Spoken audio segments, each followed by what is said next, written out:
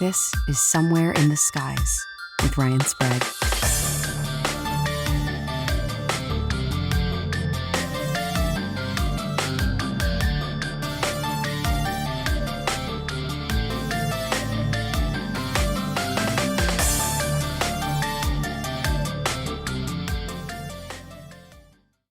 Welcome to Somewhere in the Skies, and I can't believe I'm saying this, but this week we have yet another first-time guest to the show. You know him if you know UFOs. David Marler is with us today to talk all about his research with triangular UFOs, obviously a big interest of mine. We're going to talk all about his being featured on the History Channel television series Unidentified, his latest UFO file acquisition, and so much more. So I am so happy to finally have David Marler here. David, thank you so much for joining me on Somewhere in the Skies, my man. No, thank you, Ryan. It's great to be here.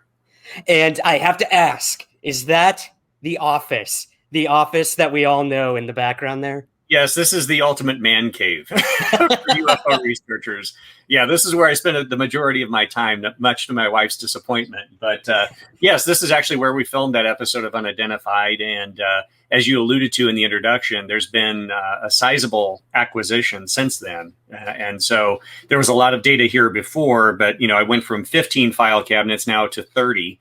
And I can tell you they're chock full of history and data, case files, news clippings, audio recordings, microfilm, you name the medium, I've got it. And so it's an exciting time right now to have all of this information. And hopefully during the course of the show, we'll talk about some of the work that's going to be done in 2021 and beyond with regard to that information. Oh, absolutely. I really want to dive into, obviously everything you have, but the latest acquisition, which really excited me. Again, you use man cave. Whenever I picture that, it's, a basketball hoop and sports and in a bar with all the liquor. And then here I see the man cave that I would dream of as well. So this is the UFO equivalent. Essentially. Yeah. Great minds think alike. I love it, man. Well, hey, before we get to everything we're going to talk about tonight, I have to do the origin story question, as many shows often do. You're probably sick of it at this point. But for any of my listeners, my viewers who aren't familiar with you and your work, maybe give us a little rundown of how you got to where you are today and how you first became interested in the UFO topic.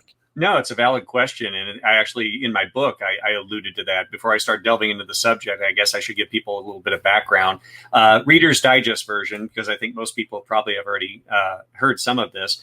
My first recollection of hearing the term UFO was when I was 5 years old, way back in 1973. And I'm dating myself by telling this story. But at that time, there was a wave of UFO sightings down in Piedmont, Missouri, which is in southeast Missouri, about 2.5 hours south of St. Louis. My father grew up there, and so we had family that lived down there, as well as many friends. And I remember my father talking about it at the time because it had garnered a lot of local media attention in the St. Louis market, which is where I lived at the time. And my father, my brothers, and my sister were piling in the car on weekends with thermoses of coffee and binoculars to go, quote unquote, look for UFOs down in Piedmont. And many people were doing that. The police were having issues with people parking along the county roads there, looking for these lights in the sky. And my father had never seen anything, nor had any of my siblings. But some of his relatives living down there had sightings of objects, lights, as well as they knew the people that were prominently being featured in the newspapers talking about what they had witnessed. And so that was my first introduction. I remember the excitement and the enthusiasm with my older siblings piling in the car. And I was 5 years old. So unfortunately, I had to stay home. But that was my introduction, if you will, at a very early age to the UFO subject. Fast forward 4 years later, 1977, my sister and her husband had a close encounter with a UFO outside Kansas City, Missouri around midnight. And it was one of those situations, I hate to say it, it sounds so cliche, but it's true. And this is before close encounters, or actually the same year. But they were driving, they came to a stop sign, and there was this beam of light that illuminated the vehicle, the road, and illuminated some of the area around their vehicle. No sound, no downwash. It wasn't a police helicopter with a spotlight. But just as soon as the light shined on them, the light disappeared. And my sister's husband was able to look out the window, and he could see some type of structured object above them with multicolored lights, as well as this intense white light. So I remember hearing years and years at Christmas and Thanksgiving, when the family would get together, they would, retell that story, not to the general public, of course, but it was just kind of a little family secret. And then a year after that, in 1978, in a town called Ellsbury, Missouri, which is north of St. Louis, there was another wave of UFO sightings. And in this particular instance, cattle mutilations as well. And that had, again, garnered a lot of St. Louis media attention. And so it was really a successive series of events that kind of solidified my interest in the subject. But it really wasn't until 1990, fast forwarding to 1990, where I heard about MUFON. And I was shocked that there was actually people that investigated the subject actively. And so I immediately signed up for MUFON, became a field investigator trainee, and then worked my way up to Illinois State Director for about 7 or 8 years. I was in that position, and really, cut my teeth with MUFON. And then as I was continually amassing a lot of historical material, there were areas I really wanted to focus on, delving into the historical records. And so I decided my time with MUFON, it was a great period that I thoroughly enjoyed, but I felt I needed to move on. I felt, we all have our calling in this field as far as what we should be gravitating towards. And I really wanted to gravitate towards more field investigation, but also coupling that with the historical research, because we have 75 plus years worth of case files. And I just felt like a lot of people weren't delving into that as much as wanting to go out and get yet another UFO report. And my attitude is, I want to wade into the data, because there's a lot of people then, as well as today, I think you'll agree, Ryan, that they talk a lot and they talk about what they believe. But at the end of the day, and I don't mean to sound crass when I say this, I know it comes across this way, it doesn't matter what you believe. Rather, it only matters what the data reflects. And if you're truly going to look at this from a scientific approach, if you're taking UFOs as your new religion, then yes, you can believe whatever you want. But, I tend to be an objective researcher, and it doesn't matter what my personal beliefs are unless it's based or, bolstered by what the data reflects. And so that's what I've been trying to do, is look for patterns in the data. And of course, the most prominent example of that is the book on triangular UFOs, looking at that one particular subset of UFOs in the overall data. But certainly there's a lot of other areas that I've explored, and I've been also actively tracking down historic witnesses that are still alive in some of these old cases. And so really just a diverse background in the subject, and then collecting and archiving the material and making it accessible to other researchers and really sharing the data. I think that's so important. No one individual, I believe, is going to crack this mystery wide open. It's going to be a collective effort and a community effort. And so I try to work with as many people as possible in that endeavor. And so that's kind of it in a nutshell.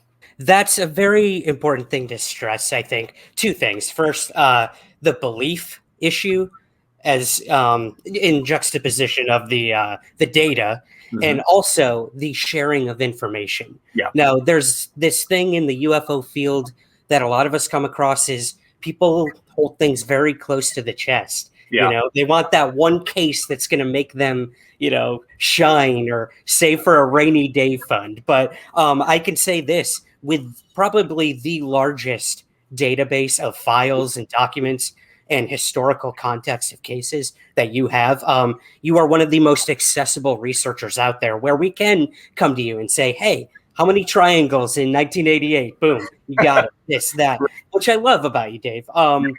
But actually, the thing that drew me to you first wasn't actually your research into triangular UFOs. It was your research into the Battle of Los Angeles. Yes.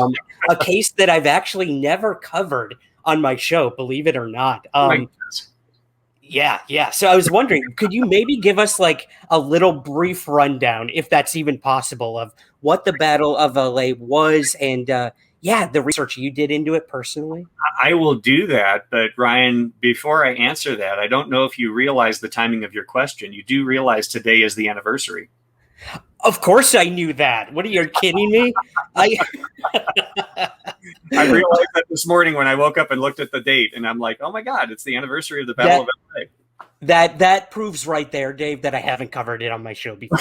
I didn't know the actual date, so you've just outed me as a lazy UFO researcher. But no, please put me to shame, if you will. Well, no, I've tried to investigate that case like many others, looking at the factual information that's out there, not going down the rabbit hole of conspiracy tales and misinformation, as unfortunately some quote unquote researchers out there have muddied the waters, if you will, with less than credible information, spurious tales, purported government documents that have no established provenance. The research that I've been doing, I think, is one of the more extensive endeavors with regard to this case. And I do have to cite, because I always love to cite my resources for anyone that has observed or attended any of my lectures and seen my research. I have to give credit to my friend and colleague, Barry Greenwood. It was Barry Greenwood who in the early years of FOIA had secured really all of the government documentation, legitimate government documentation that we have to date with regard to this. And so what I did is I took the information that Barry had gathered, and then I tried to correlate that with all of the original and digital copies I had of all of the newspaper accounts, and then coupled that with some additional insights that I was able to gather. Anti-aircraft guns went into action against unidentified aircraft in the Los Angeles area shortly after 3 a.m. Pacific wartime this morning. The anti-aircraft guns began barking during a blackout ordered by the 4th Interceptor Command at 2:25 a.m. The unidentified object, which some sources thought might be a blimp, moved slowly down the Pacific coast from Santa Monica and disappeared south of Long Beach. Army officials declined to comment on the possibility that the object might have been a blimp. However, it required nearly 30 minutes to travel some 25 miles, far slower than an airplane. Watchers on the rooftop of the Columbia Broadcasting Building in the heart of Hollywood could plainly see the flashes of guns and searchlights sweeping the skies in a wide arc along the coastal area. Concussion of the shells could be felt in downtown Los Angeles, 15 miles away. U.S. Army planes quickly took to the dark skies, but whether they contacted the object has not been announced. Army officials say they will not comment until they receive a full report of the action. By 3:30 a.m., observers said the object appeared to be over the south of Long Beach. Searchlights closely followed the object down the coast and kept it centered in their glare. Shells frequently could be seen bursting near the object, but none appeared to hit it. The shooting stopped about 3:30 a.m. The shooting brought warfare to the front door of this city of 1.25 million population for the first time since December 7th. Approximately 20 minutes after the firing died down, the ship returned and headed westward from Long Beach toward Santa Monica. The guns went into action again, hurling round after round of shells at the object. The second barrage appeared to be closer to downtown Los Angeles, since watchers could hear the concussion of the guns more clearly and the flash of bursting shells was brighter. Then the ship disappeared for the second time over the ocean. But in a nutshell, in the early morning hours, February 25th, 1942, in the wake of Pearl Harbor, and this is the one element I always like to start off with because the skeptics never address this when they try to poo-poo this case. We had 3 separate Army radar tracking stations that was tracking an inbound target coming in towards the California coast from the northwest. And they were able to track it for 120 miles. And the radar operator at the time is quoted in the government documents stating it was a strong, valid target. And admittedly, in 42, radar was extremely crude. But I found it interesting that they mentioned the radar operator by name, and they also talk about the fact that it was a solid target, and they felt it was a legitimate target. Anyway, in the wake of this radar target being tracked, heading towards Santa Monica from the Santa Barbara area, shortly thereafter, the air raid sirens went into effect because at the time we had a huge military presence because, again, in the wake of Pearl Harbor, we felt that the Japanese might be ready to make a mainland assault on California. So there were Army emplacements, anti-aircraft battery guns, literally in schoolyard playgrounds and at the corner of certain housing blocks. They were deeply embedded within that whole area of California. And so when this radar target was being tracked, that was what is essentially initiated an air raid alert. And so most of California was completely blacked out, and the anti-aircraft batteries were put on green alert, green status alert, meaning that they were ready to fire if they observed a target. And they did observe a target. They actually observed several targets, and this is where it gets a little murky. Many people have postulated that there were multiple objects in the air. Witnesses described seeing squadrons of fighter planes, bombers, all types of reports that you can imagine. But what I tried to do is be conservative in looking at the accounts and really focusing on more objective data. In other words, for a moment, let's just discount the eyewitness testimony and say, okay, people can be bad observers in a heightened state of hysteria, which some people were. There were some heart attacks as a result of this because people felt like the Japanese were attacking. I decided to focus on two elements. One, the radar. We had three separate radars. Two, if I remember, two SCR-268s, which was the first short-range radar the Army used, and the SCR-270, which was a long-range radar. And the SCR-270 was actually the same radar array that tracked Japanese planes coming in to attack Pearl Harbor, which is a rather interesting side note. But the fact that we had three radars correlated on one target, they were tracking that inbound target. And then beyond that, we have the famous photograph that most people are familiar with, having looked at the case online. And I really think it's the photograph that has really been a catalyst for really capturing people's attention. But we had those two things that go beyond just eyewitness testimony. We had radar confirmation and photographic evidence, which even today, we would really raise the bar of credibility if we had those elements beyond eyewitness testimony. Well, the object in question, based on all the information I've been able to gather from newspaper accounts, military records, etc., the object came in off the West Coast. It moved over Santa Monica. It then moved inland and then moved to the south and then dropped down towards Long Beach. And then reports state that it then disappeared. Well, during this entire period of time, anti-aircraft batteries were firing like mad. They also had, I believe, 37 millimeter round and 50 caliber rounds that were being fired, in addition to these huge 3-inch artillery shells, anti-aircraft artillery shells. So it was mayhem. There was shrapnel raining down all over the Los Angeles area, Hollywood, and Long Beach, even along the coastline. We had, multiple locations where we had shrapnel raining down. And then silence. The object disappeared. According to the CBS radio broadcast, in addition to government documents and other sources, the object or a similar object then came back and, from all the information I've been able to gather, essentially reversed and came back opposite the direction it had come from, moved inland, went north, and then went out over Santa Monica and then disappeared off the coast. And so we're left with this report of an unidentified object. We can't say it's extraterrestrial for the skeptics out there. I'm not saying it's extraterrestrial, but it is a genuine UFO.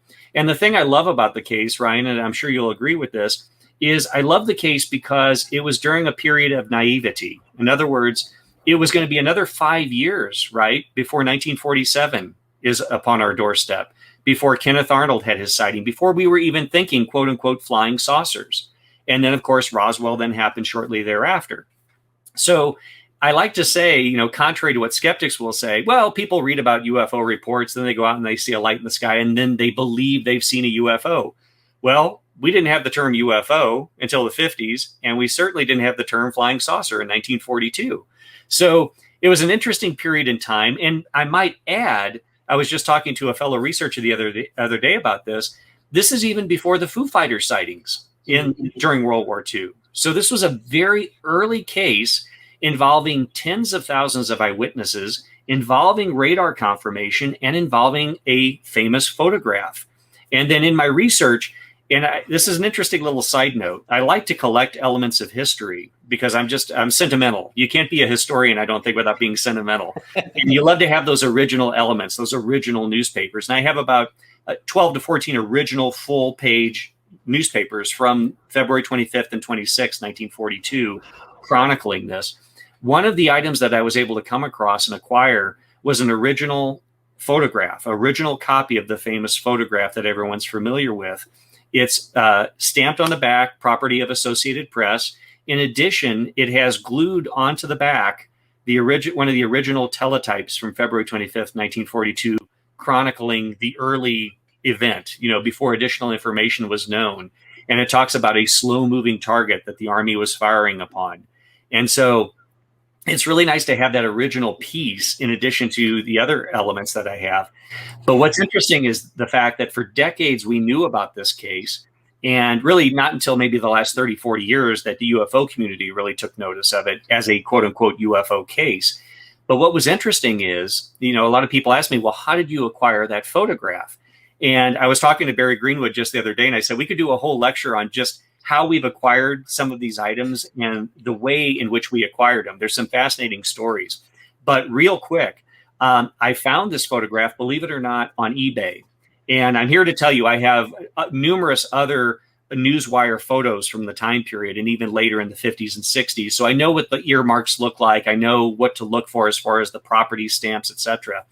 And so I was in touch with a gentleman who lived in the Los Angeles area. He was the one that had sold it on eBay, and luckily I was able to win the bid and obtain it.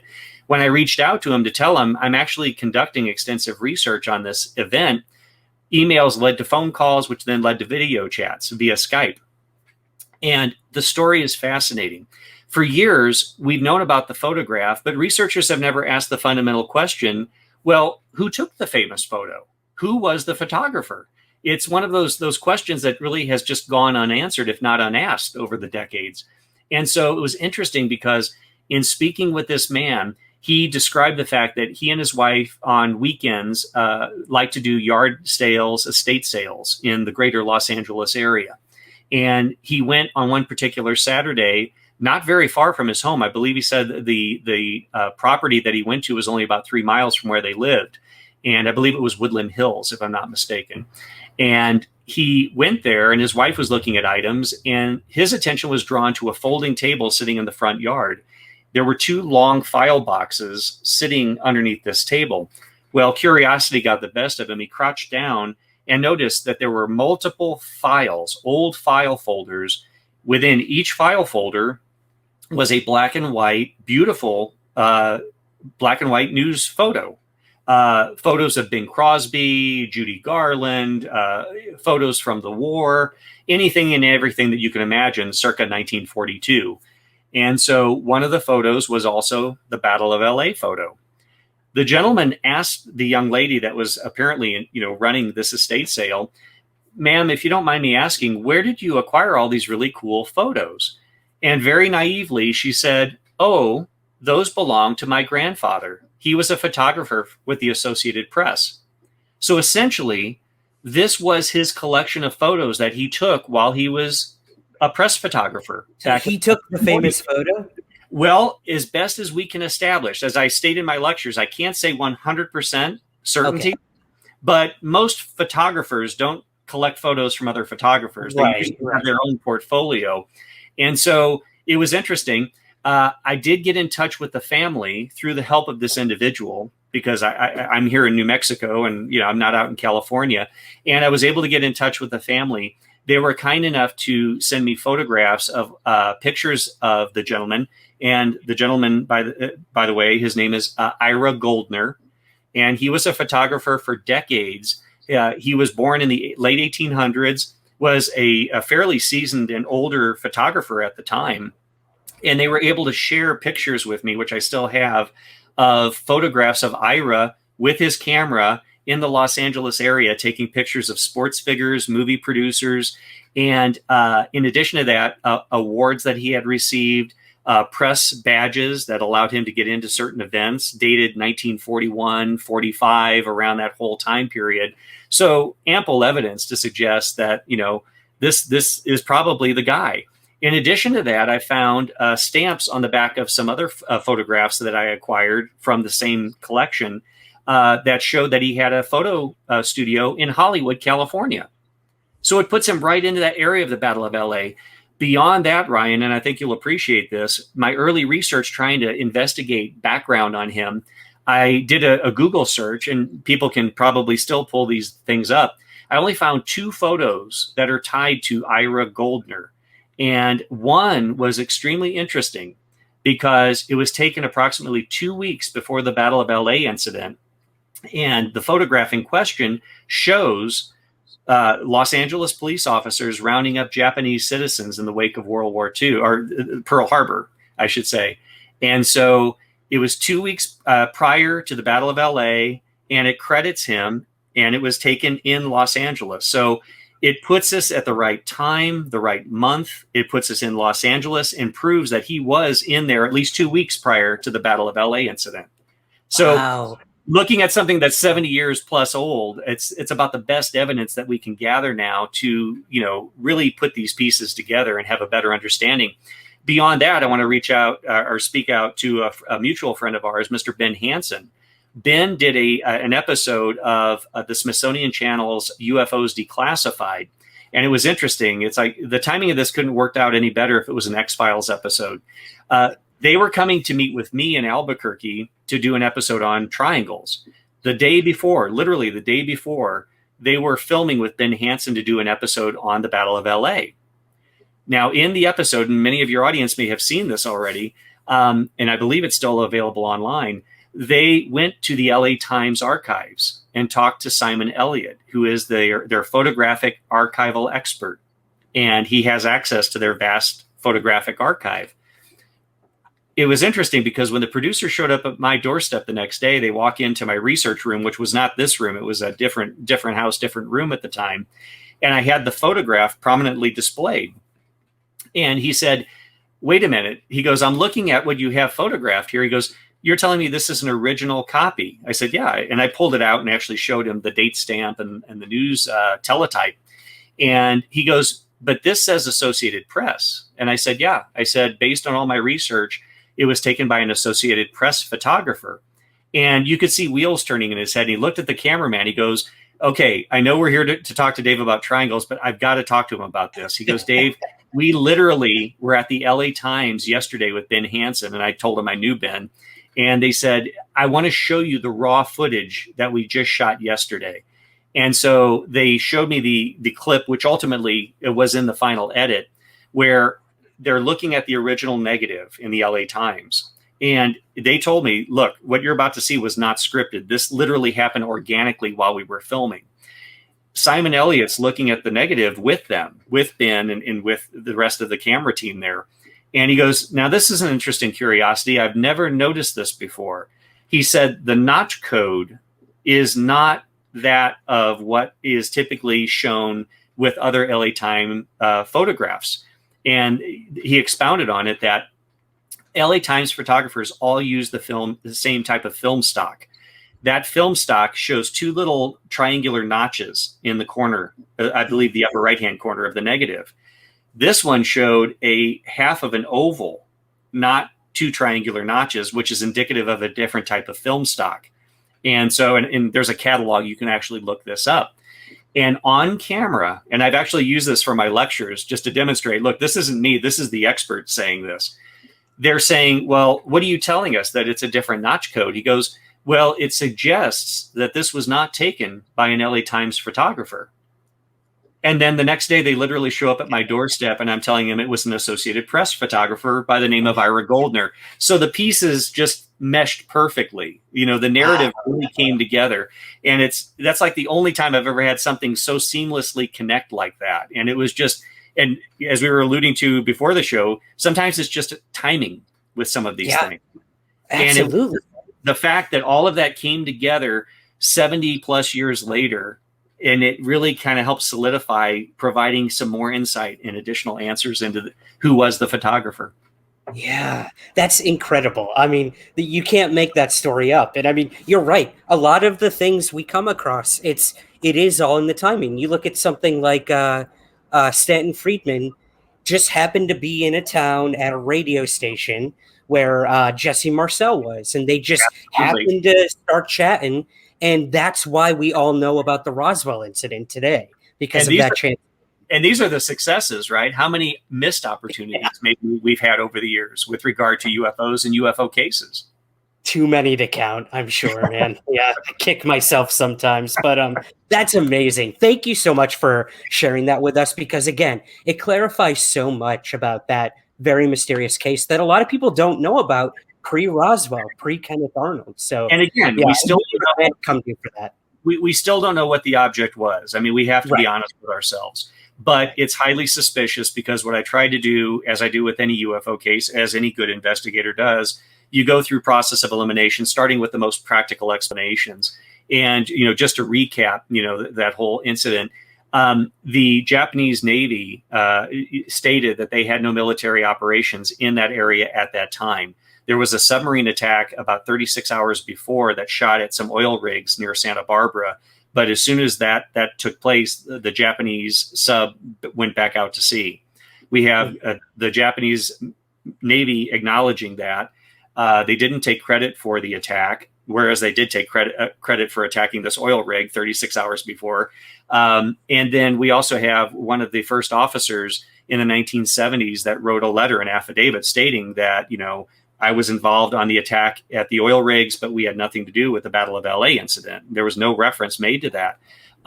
We also have the military documents that talk about all of these munitions that were dispensed that morning at this mysterious target.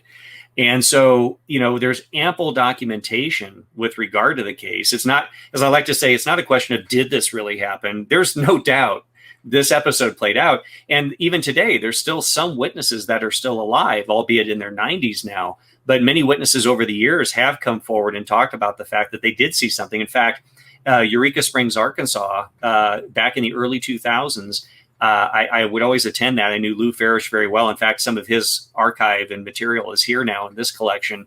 I had done a display of historic newspapers. Some of those at the time, I didn't have as many as I have today, were the original newspapers chronicling the Battle of LA, including the famous LA Times with the famous photograph.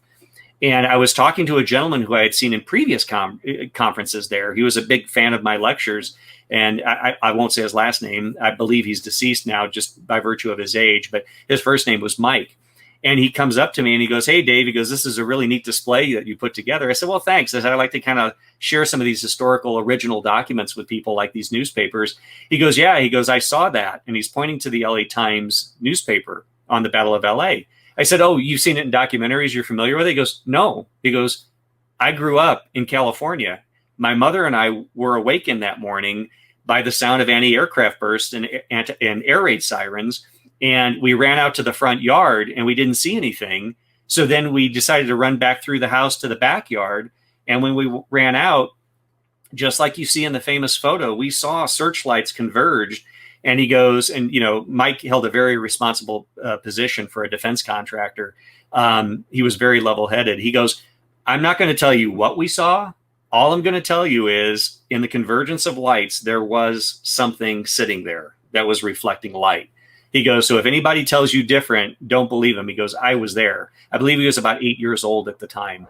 Okay. So it was really interesting to have contact with Mike and to be able to talk about that. And I had known him, like I said, years prior. We used to, go to the same conference and it just never came up. So it was really interesting to later, it's like, why didn't you tell me this before?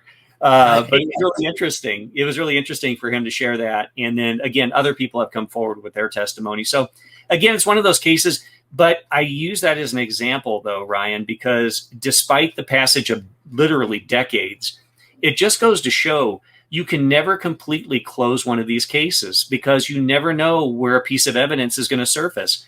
And what I thought was just a nice little historical piece by having an original copy from February 25th, 1942, having the photograph, it turned out to be a crucial piece of evidence that gave us insights into new ideas and thoughts on that case. Right. That's so awesome. And again, like having a firsthand witness say there was a solid object there, that alone that alone says case not closed, because a lot of the contention was there was nothing there. It was just a reflection off of clouds, or it was this, it was that. And now we have someone saying it was a solid object. So what that was, we may never know. Jittery war nerves was one of the official explanations. Yeah. And so, yes, to me, as I've stated in my lectures, jittery war nerves can't be photographed. Jittery war nerves can't be tracked on radar. And so, to your point, I think it's one of those cases that we'll probably never have complete resolution to, but it's one that I don't think we should just relegate, to just, an interesting curiosity from World War II. I think it's more than that. And I hope maybe even later, myself or other researchers may gain new insights or new information. The thing is, we never know what's sitting out there with regard to some of these historic cases. Mm-hmm. Yep. I know what hasn't been uncovered yet. Absolutely. It's amazing. Well, all right. I guess let's move to what you're best known for, and that is Triangular UFOs, an estimate of the situation. This book made a lot of waves when it came out. I think researchers were waiting for something like this to come along because we knew how different and unique that these cases were. Yet Absolutely. Nobody was taking the reins. And then boom, you come out with this book with hundreds upon hundreds of these cases. So I guess, Dave, sort of playing off of that, what made you want to look into the triangles, these extremely mysterious things that a lot of researchers are afraid to even touch? Well, first, there's multifacets to that question as far as an answer. I came in, as I mentioned, in 1990, actively investigating UFOs. And for anybody that was around back then, one of the most prominent stories or topics was the famous Belgian wave of UFO sightings, which involved these large triangular platforms. I found that the reports were interesting because we were not talking little points of light in the sky that could be a satellite or a meteor that someone saw and described as a UFO. These were very prominent sightings, very close encounters, if you will, with these large triangular silent platforms. And then coupled with the nature of the reports, I was also, my curiosity was piqued by the fact that the Belgian Air Force was actively looking at it. And more importantly, they weren't ashamed of it. They weren't hiding it. They were holding press conferences. And then in addition to that, we had not only visual sightings, but radar visual sightings. In fact, we had the F-16 that locked on multiple times with its onboard radar system. And, there's been some argument and controversy over those radar lock-ons. But I think what's important is the fact that what precipitated sending that F-16 up was the fact that 4 separate ground-based NATO tracking stations were all converged on this one target and tracking this one target. And it was based on that confirmation. So you had ground-based radar as well as air-based radar that was tracking this object in this particular case. But as I like to say, my interest was purely academic, living in the United States. I wasn't, flying over to Belgium to investigate these reports. But 10 years later, in Southern Illinois, where I lived at the time, just across the river from St. Louis, we had what is now kind of a classic case. At the time, I didn't think it would be as popular as it's become. But the famous Southern Illinois triangular UFO report that we received, where we had initially 4 and then later 5 police officers that all came forward from different municipalities, neighboring municipalities, that had observed this triangular object. And what was interesting about that is my friend and colleague, Daryl Barker in St. Louis, was able to secure the St. Clair County Dispatch recordings. And so not only did we have the interviews with the police officers, we also had the audio recordings of their sightings at the time, which also provided a key piece of information in the sense that they were date stamped and time stamped. So we knew when the officer saw the object, where he was standing, not just based on his testimony, but we have the timestamp on the audio recordings. And so that was an interesting case. But Ryan, what I was struck by is as I was sitting in some of those police precincts, those offices, and these police officers are describing and then sketching what they observed, it was strikingly similar to what I knew the gendarmes, the police officers in Belgium, had reported 10 years prior. And so that, I would, in answer to your question, started kind of the wheels turning in my head. I knew that other triangle reports had occurred, and certainly, there were magazine articles, references online here and there, not compared to the prevalence we have today. But I was struck by the parallels between these two cases, because the Belgian wave started November 29th, 1989, and very much similar to what occurred in southern Illinois, you had multiple police officers in radio contact seeing these triangular objects. And so that's what started my passion for really trying to find, are there patterns here? Do the other cases describe the same characteristics? And at the time, I had amassed some historical material, nothing to the degree that I have today. But I started pulling some of these files, some of these news clippings going back to the 50s and the 60s, 70s. And I was finding the same reports, similar characteristics being reported, not only domestically in the United States, but internationally. So I started putting this together, and it initially started as a lecture. And I believe it was 2006 at the MUFON Symposium was really the first big lecture where I had presented some of this material. But as you can appreciate, with each successive week, month, year, I continued to gather additional information. I'd like to say I kind of honed the lecture, refined it, and had some really solid cases in it in 2012. And it was in 2012 where I gave the presentation, and I had done previous lectures, but this one really resonated with the audience. In fact, it was so funny. I had about 4 or 5 people come up to me after the lecture, and they said, "Dave, that was a great lecture. I want to buy a copy of your book."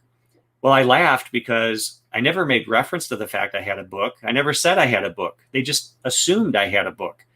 And so that, in addition to my first meeting with Colonel John Alexander, where John came across after my lecture, weaved his way through the audience and came up to me and put his hand out. He goes, "I just want to shake your hand." He goes, "That's one of the damn finest lectures I've heard at one of these UFO conferences in years." And I thought, I knew John Alexander just by virtue of his reputation. It preceded him. And I thought, well, if John's interested in this and all these other people are asking for a book, maybe I should seriously entertain it. And I'll tell you, I never, ever thought I would write a book in my entire life. That was just not even a blip on my radar. But on the flight home, it really just solidified in my mind that, you know what, I'm going to start putting pen to paper and see what comes out of that. And in so doing, within a year, I had the book written. And, I like to state, though, for years prior to that, I had been cataloging and collating these cases. So they were already assembled. They were in chronological order.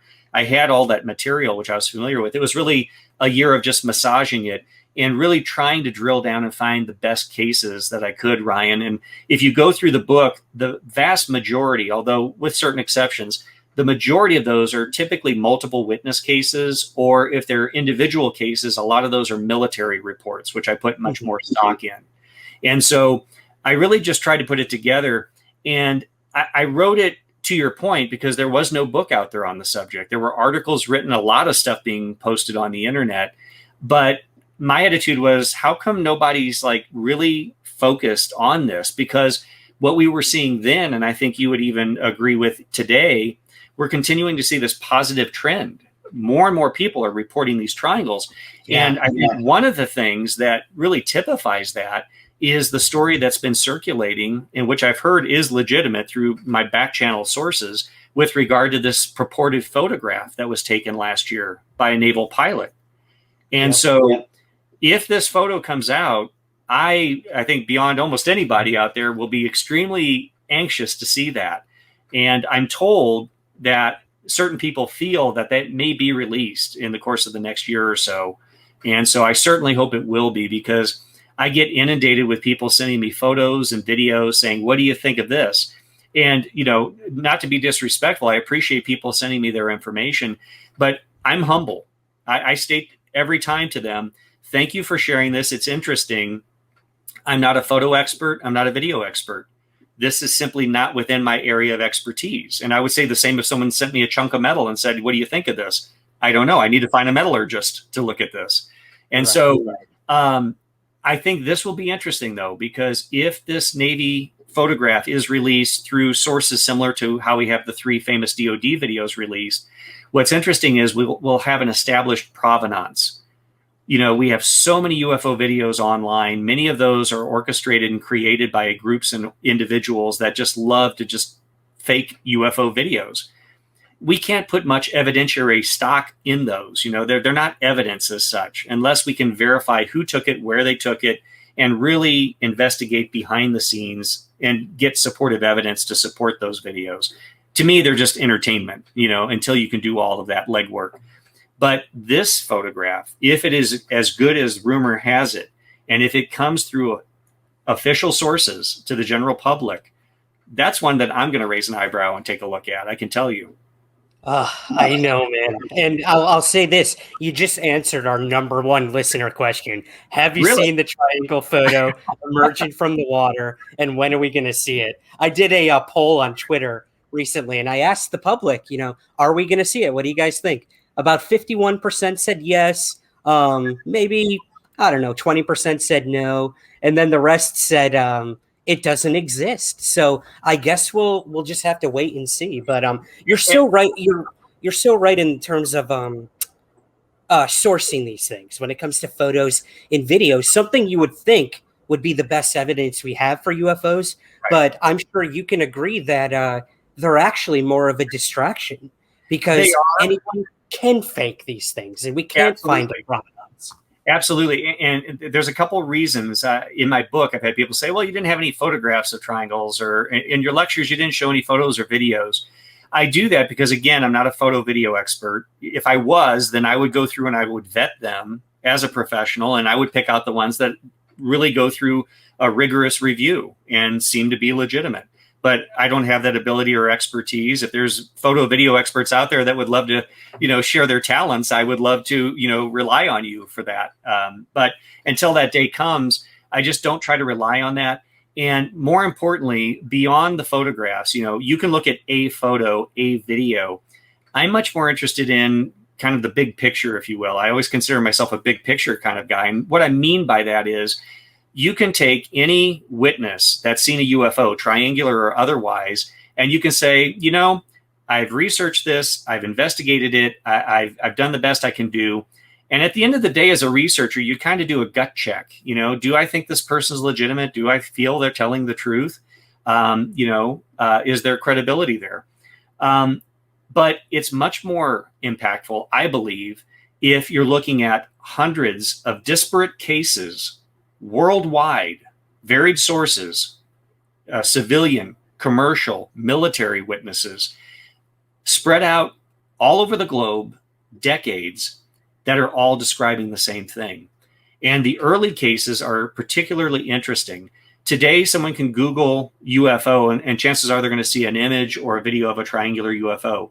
The ones that I'm really interested in, Ryan, and I'll share some of these with you after the show, are the historic reports that I found, where they're showing sketches of the triangles that were getting reported today. Equilateral triangles with a point of light at each side.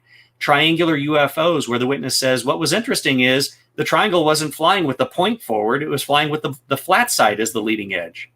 And these accounts that we have today, the modern reports, match what I'm finding in 1957, 1962, 1964. And another thing, for those people that believe, well, all these triangles are just military. Well, I don't operate with absolutes. I don't like using the term all or none. I think that's just you're arbitrarily painting with a very broad brush. Admittedly, the world exists in shades of gray. It's not so simple, black and white. And I think UFOs are no different. But what's interesting is the fact that, if you believe some of these triangles are military, and I concede the modern reports, if people are seeing triangular objects in the sky, they might be military in origin, but not the ones demonstrating these highly exotic flight characteristics. And what's interesting is, if you believe that, if you believe, well, this is just the next evolution in stealth technology, for example, as many people have argued, how do you explain the ones from 1964, 1952? Help me understand that logic. You're saying that we had that technology back then. And I know people think that, well, the Nazis had all this technology and we back engineered it. And I don't buy that, because to me, the evidence is just not there to support that belief. There's many belief systems within UFOs, but the evidence just doesn't, credible evidence doesn't support it. Let me just say that. Yeah, you're right. And I think that is one of the biggest arguments that skeptics like to use for the triangular UFOs is it's early stealth technology. And I mean, I've been working on a big article about triangles, and I came to you to prove that otherwise, that these things have been reported not just in the 60s and 50s, but I know you found cases that even predate that, which is incredible. Yeah, some of the early scientific journals, from the late 1800s reference triangular objects. I concede, though, the further you go back in time, the less detailed the reports are, and obviously the harder they are to corroborate. Right. More modern accounts, even say from the 70s, perhaps, we might be able to correlate with government documents or other sources. The further you go back in time, it gets more difficult. But, I felt that it would be remiss not to include those in the overall discussion, that there have been triangular things reported in the sky going back to the late 1800s. Now, if you want to, ultimately, it's up to the reader as they go through the book to determine what they consider valid or not valid. If you want to discount the ones from the 1800s, fine. You still have a huge body of data that speaks to the mid 20th century where these things were being reported worldwide. And then with this most recent acquisition, I'm literally finding dozens of highly credible, detailed reports. And what's interesting, Ryan, and I have to tell you as a researcher and an author, it's so validating, and that's the best word I can use. The characteristics that I outlined in the book, as far as common characteristics, I'm finding in these new old cases I'm coming across, cases I didn't even know existed, but it's bolstering what I wrote about when I wrote the book in 2013. That's got to be such a good feeling. You were on the right path, and it's very validating. I think, yeah, right. And the pattern thing too, I think, is most important. I know that's something that you focus on a lot with the triangles, and that even leads up to your current work with Christopher Mellon. So we have to talk about this. The former Deputy Assistant Secretary of Defensive Intelligence, and also the former Staff Director of the United States Senate Select Committee on Intelligence. God, that's a mouthful. This dude's resume is insane. But that being said, a lot of our viewers are going to recognize you from Unidentified, the history television show, and specifically the episode about triangles. So I got to ask, how did that come about? And what were these amazing correlations that you found with Christopher Mellon, the guy who knows a hell of a lot more than a lot of us about what's going on, and was shocked by some of the stuff you brought forward? Yeah, sure. Tell us how that all came to be. I'll start the story before Unidentified was even a glimmer in the producer's eye. About a year to a year and a half before Unidentified surfaced as this new TV show, and I think it was groundbreaking with regard to how they treated the subject and the very professional way that they approached it, as well as the credible military witnesses. About a year and a half prior to that, I had received a call from a colleague and friend who stated, I've been talking to Chris Mellon. Do you know who he is? I said, well, I know who he is. I certainly don't know Chris.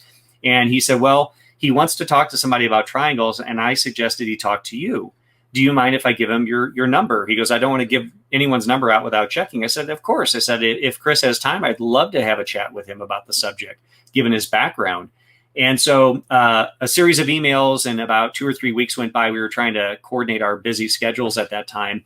And I was literally sitting here in this very chair, and we had a wonderful hour-and-a-half long conversation. And Chris was very kind to preface the phone call by saying, Dave, I just want to let you know, I read your book when it first came out. I'm a huge fan of your research, which was very humbling, given someone of Chris's intelligence and his background in intelligence. And so it really initiated a conversation, about an hour-and-a-half long discussion about the UFO subject. And the thing I always like to point out, there are so many scripted shows out there, UFOs and otherwise. The one thing I like to point out is Chris genuinely has an interest in triangular UFOs. This was not just some creation for the TV show. We talked for an hour and a half intently on the triangular UFO subject about a year and a half prior to the show manifesting itself. And Chris has a vested interest in these things. He truly is trying to figure out what the hell these things are. And to your point, Ryan, he was in a very key position to have access to information that, none of us could dream of having access to. And, despite his ability to look at additional information out there, he was of the opinion that, these things are highly anomalous and they need to be investigated. And so really that was the extent of it. I think we might have shared some emails after that. And then fast forward after season 1 of Unidentified, the executive producer contacted me and he said, David, he goes, I don't know if you're familiar with our show Unidentified, but we're looking to do a season 2. And in this particular season, we're going to focus on certain subjects within the UFO field. And one we want to do is an episode on triangles. And so they Googled triangular UFOs, and I guess my name came up multiple times. And he said, I've got a copy of your book and I'm going through it. And this is some really interesting historical research you've done in connecting the dots. And during the course of the conversation, I stated that if this show, season 2 of the show, is as credible as season 1, contrary to what I usually tell producers, I would be interested in participating in this. And then I proceeded to say, by any chance, have you talked to Chris about this particular episode? And the executive producer said, no, why? And I said, well, Chris has a particular interest in this subset of UFO reports. And I said, we chatted about a year and a half ago about my research and about this particular subject matter. And he was completely shocked. He goes, no, he goes, I haven't had a chance to talk to Chris specifically about this yet. And I said, I don't want to sound demanding, but I said, if the caliber of the show mirrors season 1, and if you can get Chris to come out and meet with me, I said, I'd be interested in participating. So I tried to use as much leverage as I could to try to get Chris to come out, but I don't think he needed any leverage. I think he was interested in coming out, meeting with me to talk about my research firsthand. And I might add, to be able to talk here in the research room where obviously all of the original source materials are from which I wrote my book. So he was very interested in that. And it was a busy day of filming that particular day.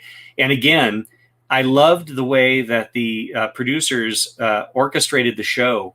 I've done a lot of shows that are scripted or semi-scripted. And I always tell people, when you see Chris and I meet for the first time on camera, that's literally the first time we met. We were doing some B-roll filming where they're just filming shots of the research room and images in some of the UFO reports I had. And then they were doing some just direct one-on-one interviewing on camera. And it got to be about maybe 11:30. And I asked the producer, I said, so you said Chris is in town, right? They said, oh, yeah, we have him here. He's driving around the neighborhood, but we don't want him to meet you until you meet on camera because we want it to be real. Just to give you a flavor, they really want the show to be authentic in that sense. And you don't often find that, as you know, Ryan, in productions. It's a lot of it's choreographed, staged, scripted all ahead of time. And so literally when you see us on camera and I say, it's nice to finally meet you, I was anxiously waiting to finally meet him after a whole morning of filming where he's driving around my neighborhood. And so it was really exciting. And we did have just a few moments that day during the filming. We had an unseasonably warm day that particular time of year in the fall. And we were able to sit on my patio and have lunch together. And then we had a couple coffee breaks where we're standing in my kitchen having coffee and just talking about the subject. And I will say, Chris and I still continue to keep in touch. As I find historical cases or those I think he might be have interest in, I'll email those to him, as I would anybody that's seriously taking the subject seriously and trying to find answers. And so he'll use me as a sounding board sometime. He'll ask me, hey, did you hear about this case? And I'll give him my 2 cents on what I think. And so we've developed a really good working relationship, I guess you could say, in that sense, and hope to meet with him again, post COVID at some point at a conference or, personal get together. But we continued the dialogue after the show, which is really nice because I respect Chris. Chris is one of the most intelligent, insightful people that I can think of, to the point where in all my conversations, both on camera as well as off camera, with Chris, and you may not see it so much on camera, but when you're with him, his wheels are always turning. He's always analyzing what you're telling him. And I appreciate that. And I value that. And I think he values my objectivity and my research methodology with regard to the subject. So there's that mutual admiration there. And I've had a lot of people tell me, yeah, watching the show, it seems like you guys have really good chemistry. And, without them knowing anything, that just kind of translated on camera. And I was honored, I will tell you. I didn't realize until the conclusion of season 2, if you watch season 1 and season 2, I was the only civilian UFO researcher that they solicited for information. Robert Hastings provided a lot for their UFOs and nukes, and I know Robert very well. But they didn't really get a chance to get him on camera to talk about his research on UFOs and nukes. They did talk about his personal experiences that he's had as an experiencer, which was very nice. That was really great that, he was able to really come out and talk about that more openly. But I had a couple of people say, you're the only civilian that they went to for information. And I kind of went back and watched season 2 again, and I'm like, wow, they're right. And so I don't say that to be egotistical. I was truly humbled because I know how well they vet their information on that show, as far as military information and otherwise. And so I was, you hear this, it's a cliche. I was truly honored to be a participant in that production. That's so good to hear that it was a good experience because, yes, a lot of UFO researchers who have the opportunity to go on television are often let down, and so is the audience. That the majority of the time, in my experience. Exactly, same with me, brother. But yes, it's good to know that it was a mutually beneficial experience for you and Chris. And I do have to touch on one aspect because I think it is probably one of the biggest revelations having to do with these triangles specifically. And that was something that you and Chris talked about. And I'm sure you know where this is going. The idea of what these triangles are doing, the motivation, the reason for their structure. Could you maybe run us through that a little bit of what Chris brought to you, what you brought to him in terms of this pattern that you guys found? Well, Chris was talking about some of the military cases that, he had come across and some of the military witnesses that he had spoken with or that the team had spoken with. And so that was very insightful because prior to that, I even said this in early lectures for those that may have attended, how come none of these triangles have been seen in active military theater operations? Well, I was proven that they have as a result of that episode. And subsequent to that episode airing, I might add, I was inundated with emails from civilians and military, both active and retired military people with their own accounts. And I will apologize right now on camera. There was absolutely no way I could respond to everybody. So I apologize publicly. I do have a family, I do have a job, and I do this in my spare time. I literally received probably 120 or more emails, and I tried to respond to as many as I could. So if there's anybody out there listening, I apologize if I haven't gotten back with you. I do have all of the emails printed. I have them digitized in my computer as well. And perhaps one day I'll get around to everyone. But Chris really wanted to know and touch on the history of reports and more specifically the common characteristics, because admittedly, they were looking at a handful of cases involving military, but they wanted to kind of create a broader context, if you will, for this particular subset of objects. And I think I have one of the largest databases on the triangular UFO subject matter. And again, Chris being personally familiar with my work, I think he could vouch for the credibility factor with regard to that. And so we were talking about different things. We profiled actually the January 5th, 2000 Southern Illinois case. And then they also revisited, which I was extremely happy to see, the famous Hudson Valley wave in New York from the 1980s. And we're able to actually track down some of the witnesses that are still around and still, after decades, stick by their accounts that they saw these huge triangular objects in the sky. Again, in the 1980s, they were describing what is still being reported today and which was being reported in the 1950s, 60s, and even late 40s. So, I think we can never dismiss that. You can't arbitrarily say, well, triangular UFOs that are being reported post-stealth technology are credible, but we're going to discount 70 years plus worth of other accounts. I mean, that's not scientific. That's not objective. That's just being completely arbitrary in your approach. And so, like I say, you have to view the totality of evidence. But in the course of that conversation, and I really thought this was interesting, Chris postulated the idea that these triangular UFOs might be on some type of reconnaissance or mapping mission.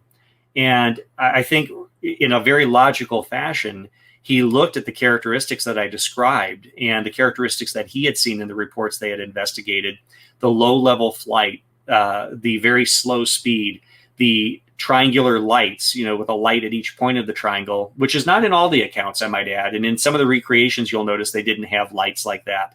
There are variations in the lighting patterns, but the most prevalent is, of course, the point of light at each point of the triangle.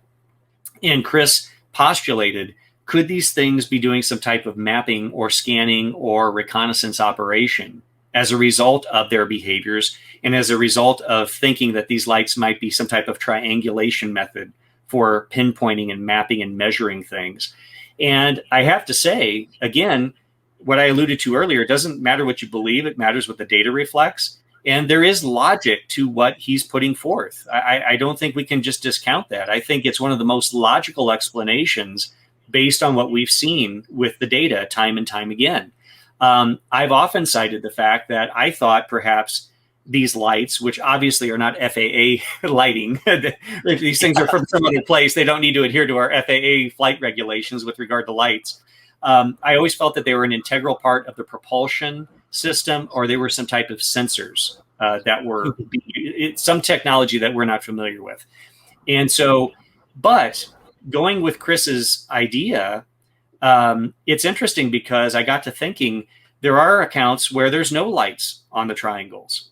So how can that account for propulsion? If the lights aren't on, it's got like an F-16. If you don't see the fire behind the F-16 in the jet, it's probably going to drop out of the sky. Well, likewise, if you don't see these 3 points of light, this whole triangle is possibly going to come down. So it got me thinking that, Chris might be on the right line. And again, Chris may be citing, and again, I can only speculate, may be citing information that he can't disclose further. Again, he's had insight to other cases that might shed light and maybe even, be the impetus for him coming up with this idea. I don't know. Chris is very respectful of security and things that are classified. And people think because I know Chris and we still keep in touch that I have all this inside information. I don't. I provide information to Chris, and I know Chris can't disclose certain things, and I respect that, But I think what's interesting about the show, about Chris and about Lou, and it's something that sometimes they get a little bit of ribbing on the part of the UFO community, is I've seen a lot of postings on social media that, they're acting like these things are hostile, or they're violent, or that they're a security threat, a defense threat. Well, I put in my book, 7-8 years ago now, that for governments of the world, not just United States government, governments of the world, military organizations of the world, and intelligence networks of the world, if they recognize that these things are truly real, there's an objective reality to these UFOs or UAPs, if they are moving through controlled airspace without our knowing, if they're using some type of technology that we can't understand, again, lots of ifs, but we have to go down this road. If they concede that there is a genuine phenomenon, as pretty much has been acknowledged since the New York Times article has hit and subsequent revelations, it has to be viewed as and this is the key word, people, potential threat. Because if this thing, whatever it is manifesting superior technology, and we don't know what it is, we don't know where it originates from, it has to be viewed as a potential threat. We have to keep in mind that intelligence networks around the world have think tanks that work out scenarios for every possible contingency. And this has to be one of those. Historically, when you look at UFO accounts, triangular UFOs or otherwise, they do not seem to be overtly hostile, with rare exceptions. There are certainly those rare exceptions. But when you look at the vast majority of UFO reports, they do not seem to exert or show overt hostile.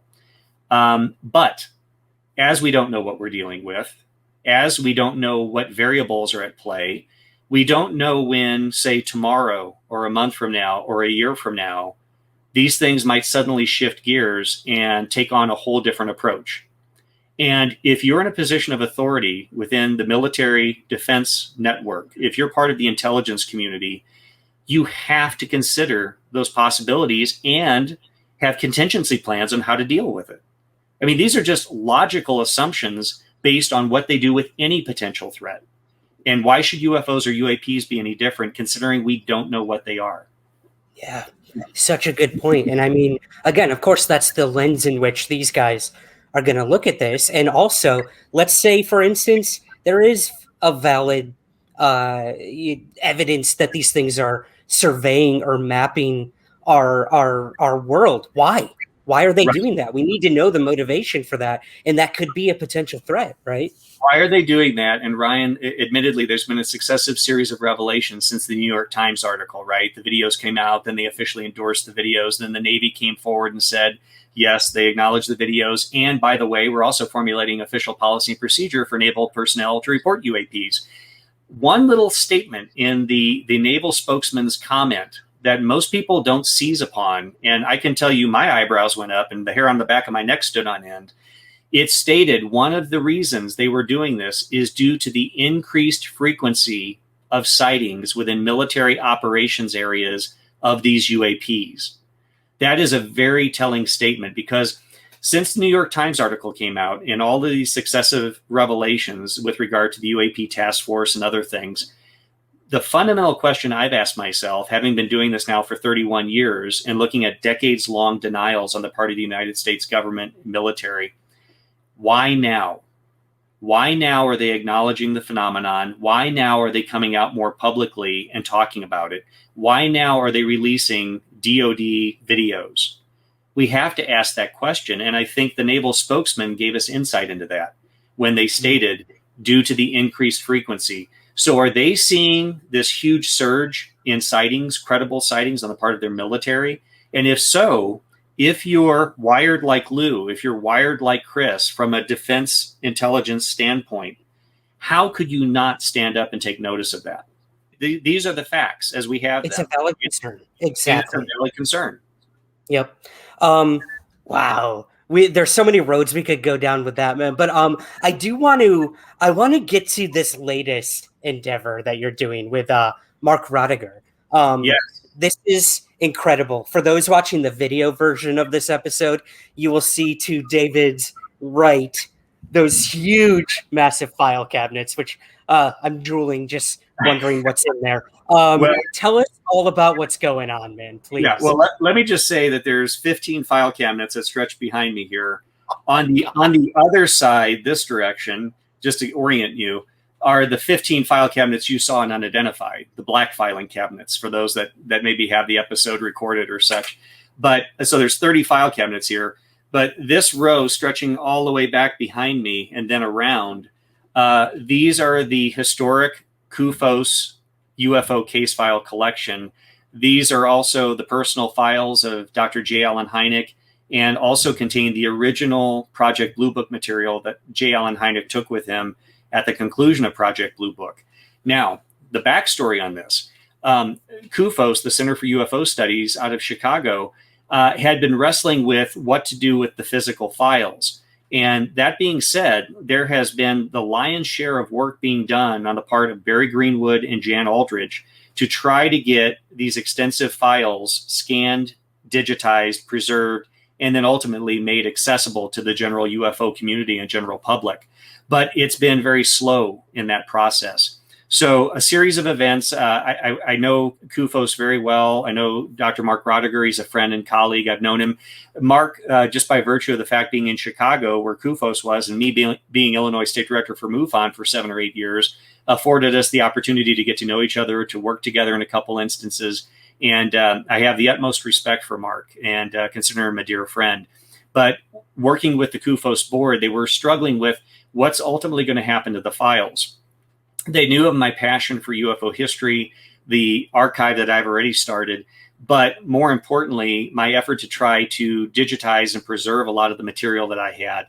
But through a successive series of discussions, it was decided that I would be willing to accept the files here, my wife and I, here in the research room, but it was predicated on this, that post-COVID, hopefully very soon here in 2021, we will be having Barry Greenwood and Jan Aldridge flying out to Albuquerque for extended stays here at my home. My wife and I and family will be putting them up as kind of live-in researcher guests for a week to 2 weeks at a stretch.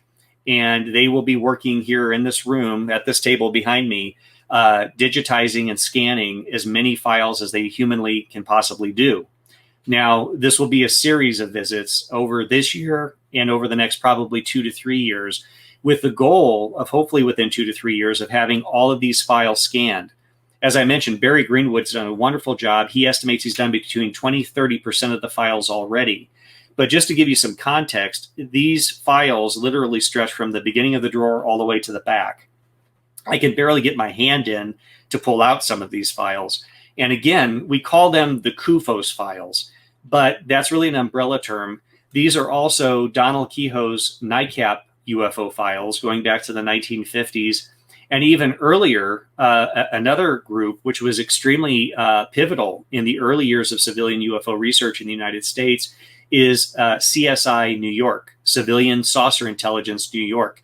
Ted Blocher and many other early researchers amassed a considerable amount of civilian UFO files.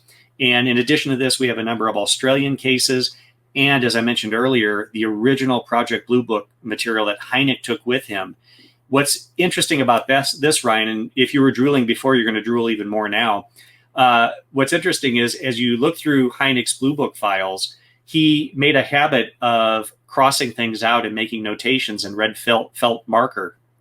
On a number of these, where Blue Book describes something as ball lightning, he would cross it out with a red line and then right next to it, unidentified, and then would make some marginalia or notation, did not follow through as they should or should have been investigated more thoroughly. So what's interesting is after all these years, not only do the files give us information in the form of data, in the form of UFO case files, we get insights into what Hynek was thinking in some cases with regard to the case and with regard to Blue Book's approach and the way that they investigated, or more often than not, did not investigate these cases. And then lastly, I'd like to mention the fact that in addition to these files, I have an entire file cabinet of microfilm that I received from Jan Aldrich. And he has sent me extensive reels of microfilm. And I have a machine right here. I don't know if you can see it on the camera for those that are watching this. This was donated through a benefactor of my research. This is a $5,000 microfilm digitization machine. And we're starting the slow process of digitizing all of these microfilms as well to make accessible to the general public in the next 2 to 3 years. And some of this has, per Jan Aldrich, who's the leading UFO historian in the United States, he said the general public, UFO community, has not seen some of this historical material that's on these. So we're really excited to preserve the material. God forbid if anything happens to the originals, but the ultimate goal of making it accessible. Now, I always say short term, you want to see the files, you got to come to Albuquerque. And I know that's cost prohibitive and time prohibitive for many people.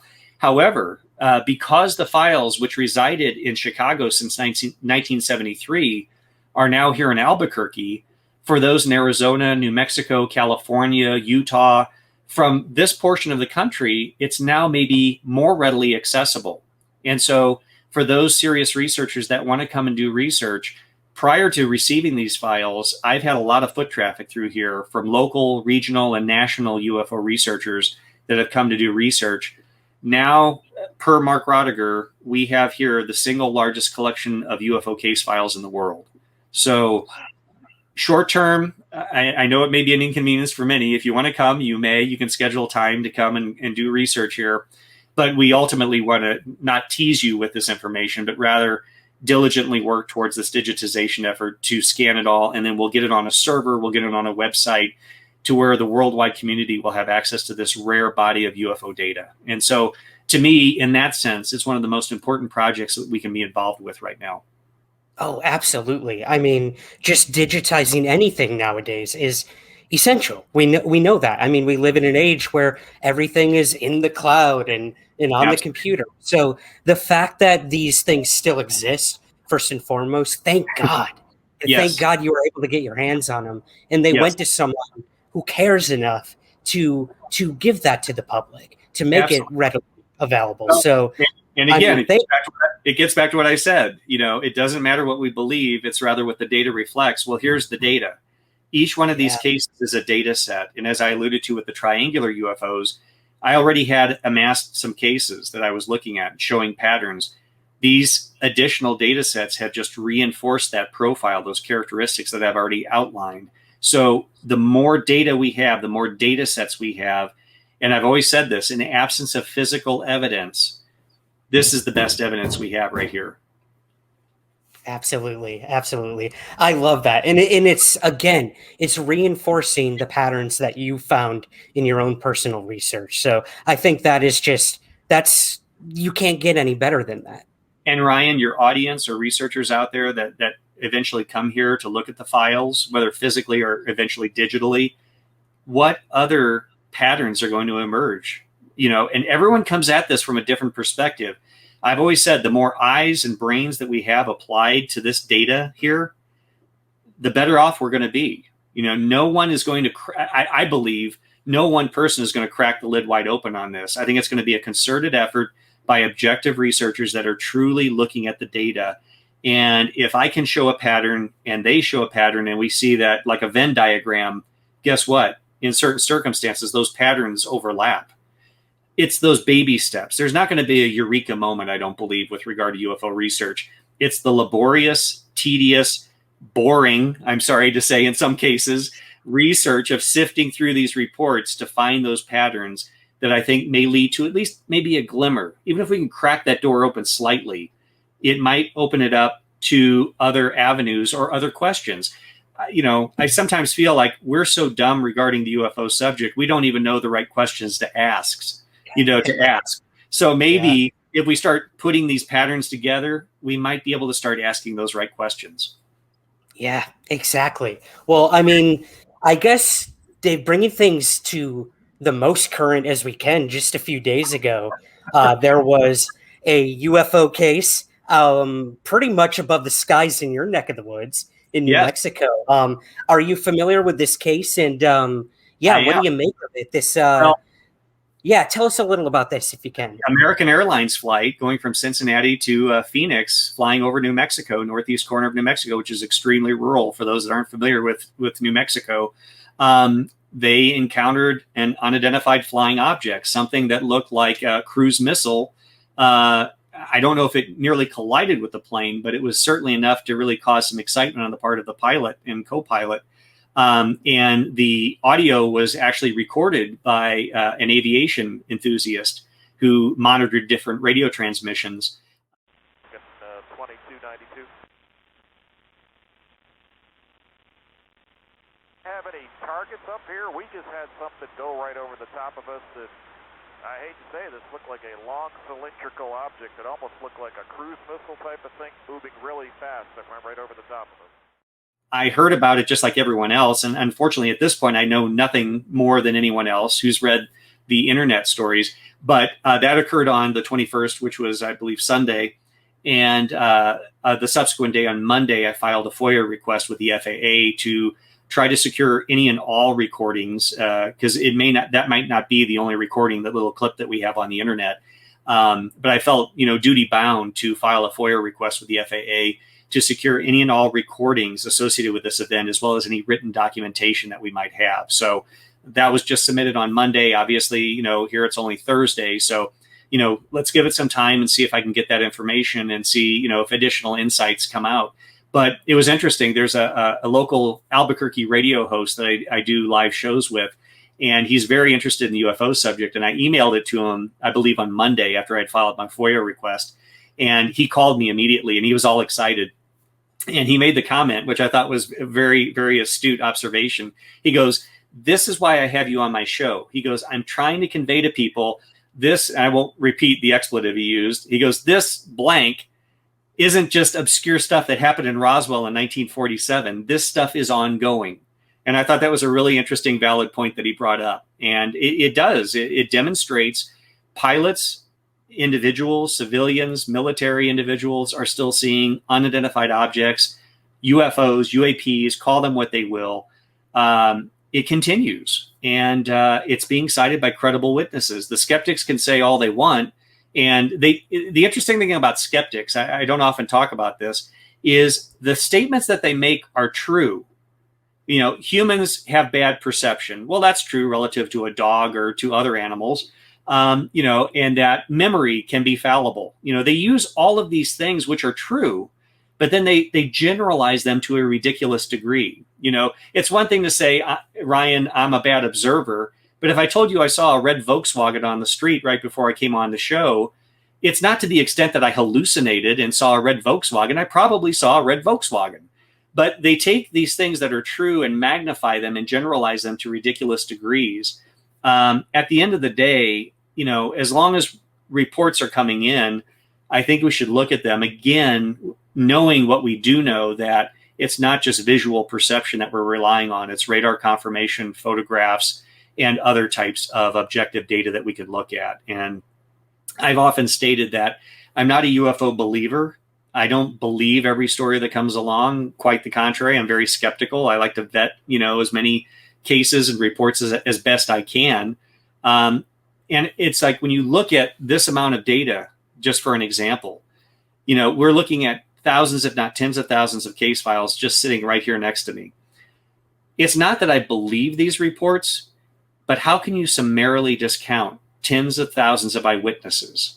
That's what I say. Don't believe it, but you can't arbitrarily disbelieve it all. And if you do, I think you're being intellectually dishonest with yourself and others. Absolutely. Again, facts do not care about your feelings. That's what I always tell people.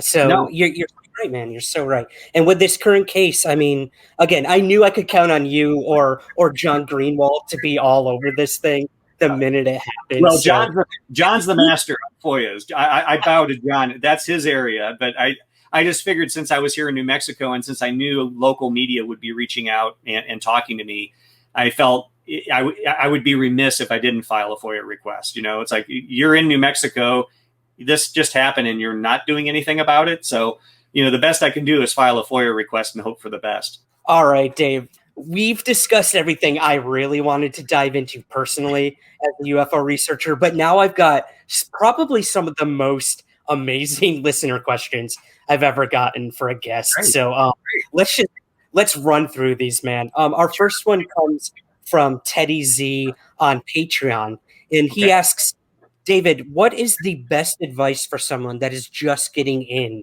to UFO research? Teddy's new to this whole thing that you and I do. And what was the craziest story that you've heard from someone since you started researching? Sure. No, great questions. First, Teddy, my heart goes out to you, because I always feel sympathetic for someone coming into this field now, because there's so much disinformation, misinformation, and I hate to say it, but it has to be called out.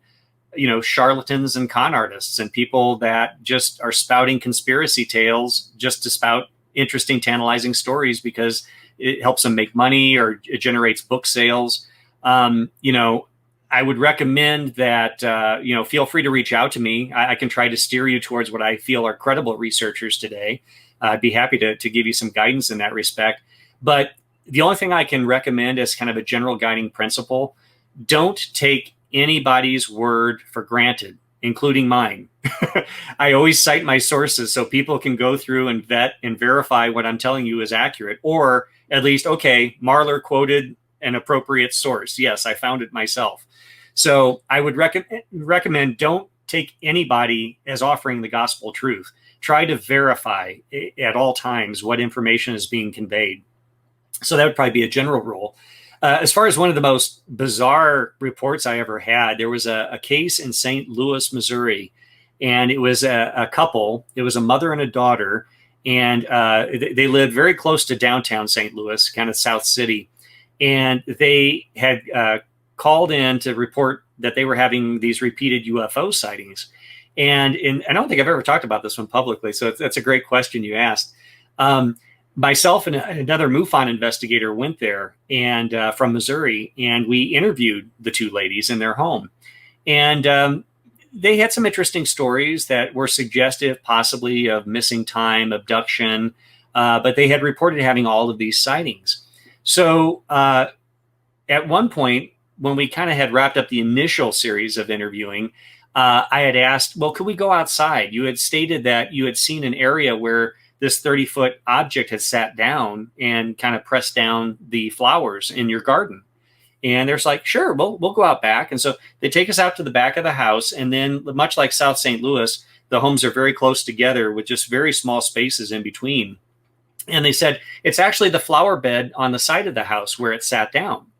And I walk over there and I immediately notice, first off, there's only probably at best 8 to 10 feet between their house and the neighbor's house. There's a small patch about 4 foot by 4 foot of flowers. They were like tulips or something like that. I can't remember now. And sure enough, they were pressed down. But we're talking a small area, no more than 4 foot by 4 foot. And then it was interesting, as I'm talking to them and I'm saying, so you said the object was about 30 feet in diameter? Oh yeah, it was like 30 feet and this is where it sat down. Immediately there's issues with the narrative that they're telling me based on what I'm seeing. But then I notice just about 6 feet further down the house was another flower bed. And I noticed that the flowers there were equally pressed down. What I also noticed was it was either there or a neighbor's cat was laying on the flowers that had pressed them down. It didn't take a rocket scientist to establish that, one, what they're telling me size-wise doesn't fit the area in question, and two, if that flower bed is the same type of flowers and it's smashed down by a cat, more than likely the cat was responsible for smashing this down. So that was one that I always remember, is just kind of, and there were other incongruities, inconsistencies in their story. And I'm not calling these people liars, but a lot of people truly believe, we get back to that belief word, Ryan, believe something happened, but the reality may be something different. And in this case, the facts pointed to the fact that it just didn't add up. Right. And can you imagine, Dave, all those files you have in that office, what percentage of those could be explained by a cat? Oh, yeah, absolutely. In fact, I will tell you, Ryan, and I'll tell your audience, in just going through these since November 3rd, which is when they were delivered here, I can tell you there are numerous meteor sightings, fireball sightings, which were called UFOs. But for all intents and purposes, it was a meteor. It was a fireball. I mean, there was nothing anomalous. It didn't hover. It was just a point of light with sparks flying, and then it disintegrated or exploded. And there was no nonlinear flight where it made a right angle. So if it looks like a duck, quacks like a duck, it probably is a duck, or in this case, a meteor. A meteor, yeah, or a cat laying in a flower bed, for sure. Well, and I think that stresses too, like we've said so many times tonight, UFO researchers aren't there to prove that what people are seeing is alien. It's our job to do the opposite, to try to find every conventional explanation other than that. You know, so when you're left with just that option, then you've got a true unknown. And I'm glad you brought this up, Brian, because it never comes up in conversations or in shows like this. The fact is, again, skeptics attack UFO believers because, well, they're talking about UFOs and they see a UFO under every rock. Well, look, myself and other researchers don't come on to spend 15 to 20 minutes to tell you about a case we investigated that turned out to be a military refueling operation. We're not going to waste your time with that. But even though we don't talk about it, it needs to be said that the vast majority of UFO sightings that we do receive, like the fireball sightings we were just talking about, are reported. It's that 90% noise to that 10% signal, which is genuine UFOs. But, it's boring to talk about, a sighting that turned out to be a refueling operation, or it's boring to talk about, people seeing something else that's just prosaic. We could talk about those. Brian and I would probably bore you to tears, but, but we want to talk what we focus on, what we do talk about on these shows, what we do talk about on television episodes. And when we do lecture across the country are those that have, passed the sniff test, if you will.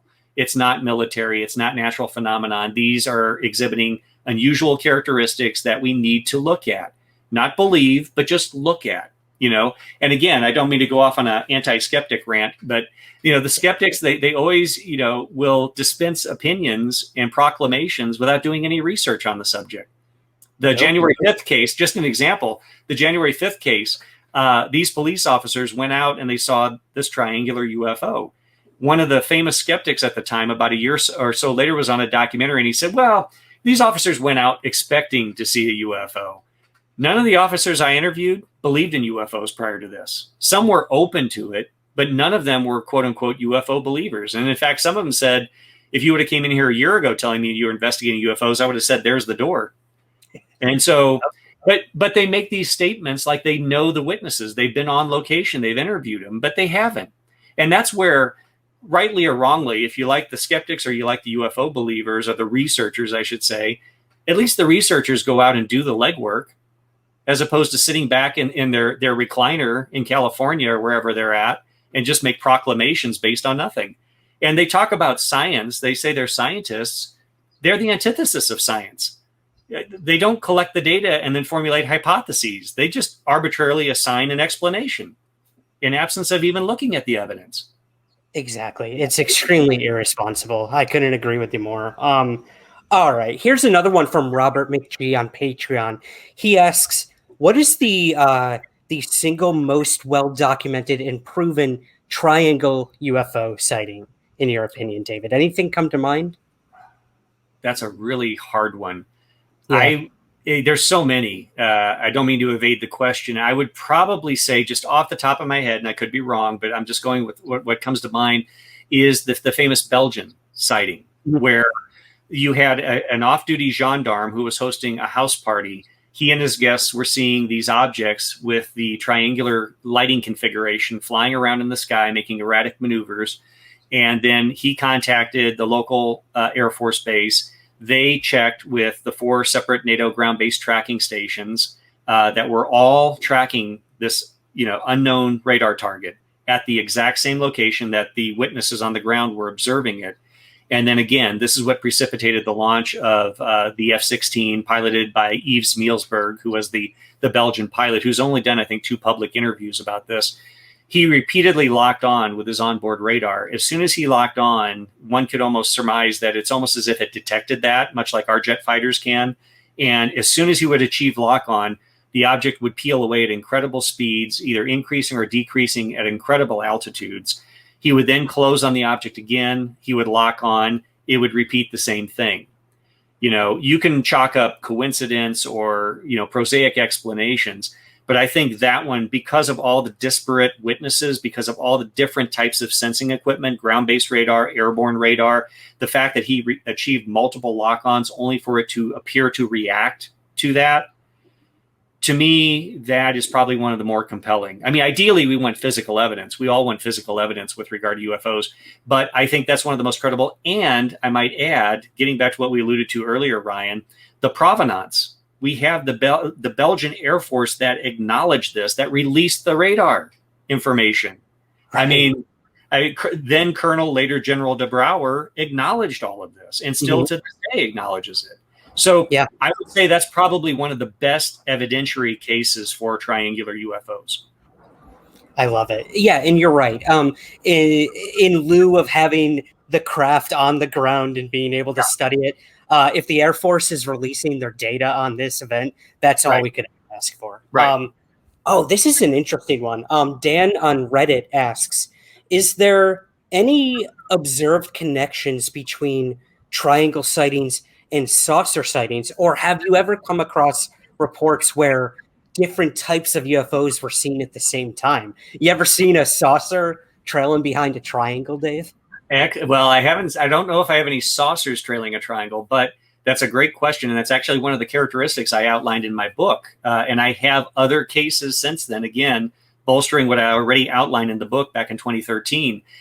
There was a famous case, not a famous case, but a well-documented case, I should say, back from April of 1958 in Denmark.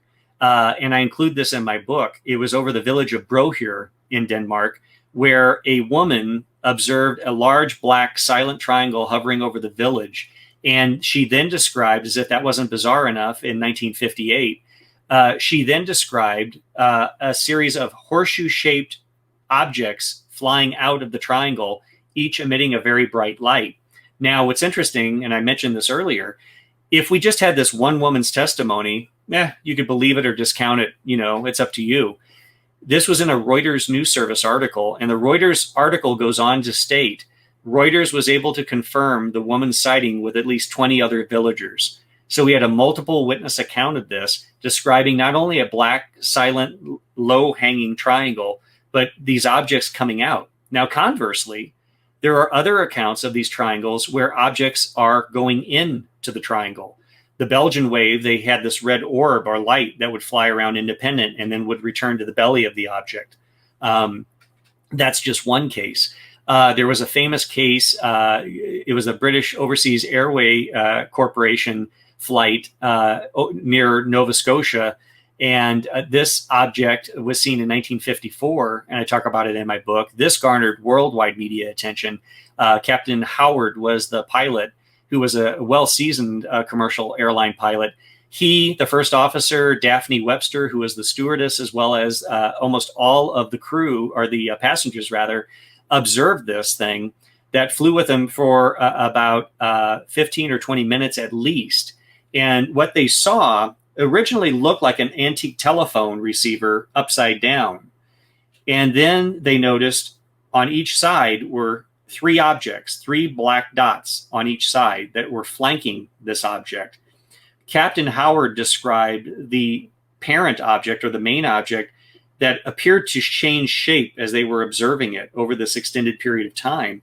And at one point, he sketches and describes, and I have a lot of the original news clippings from the time period, as well as copies, the object being a triangle.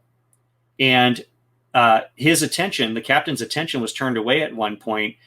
First Officer Lee Boyd continued to observe this series of essentially 7 objects, the main object and 6 attendant objects.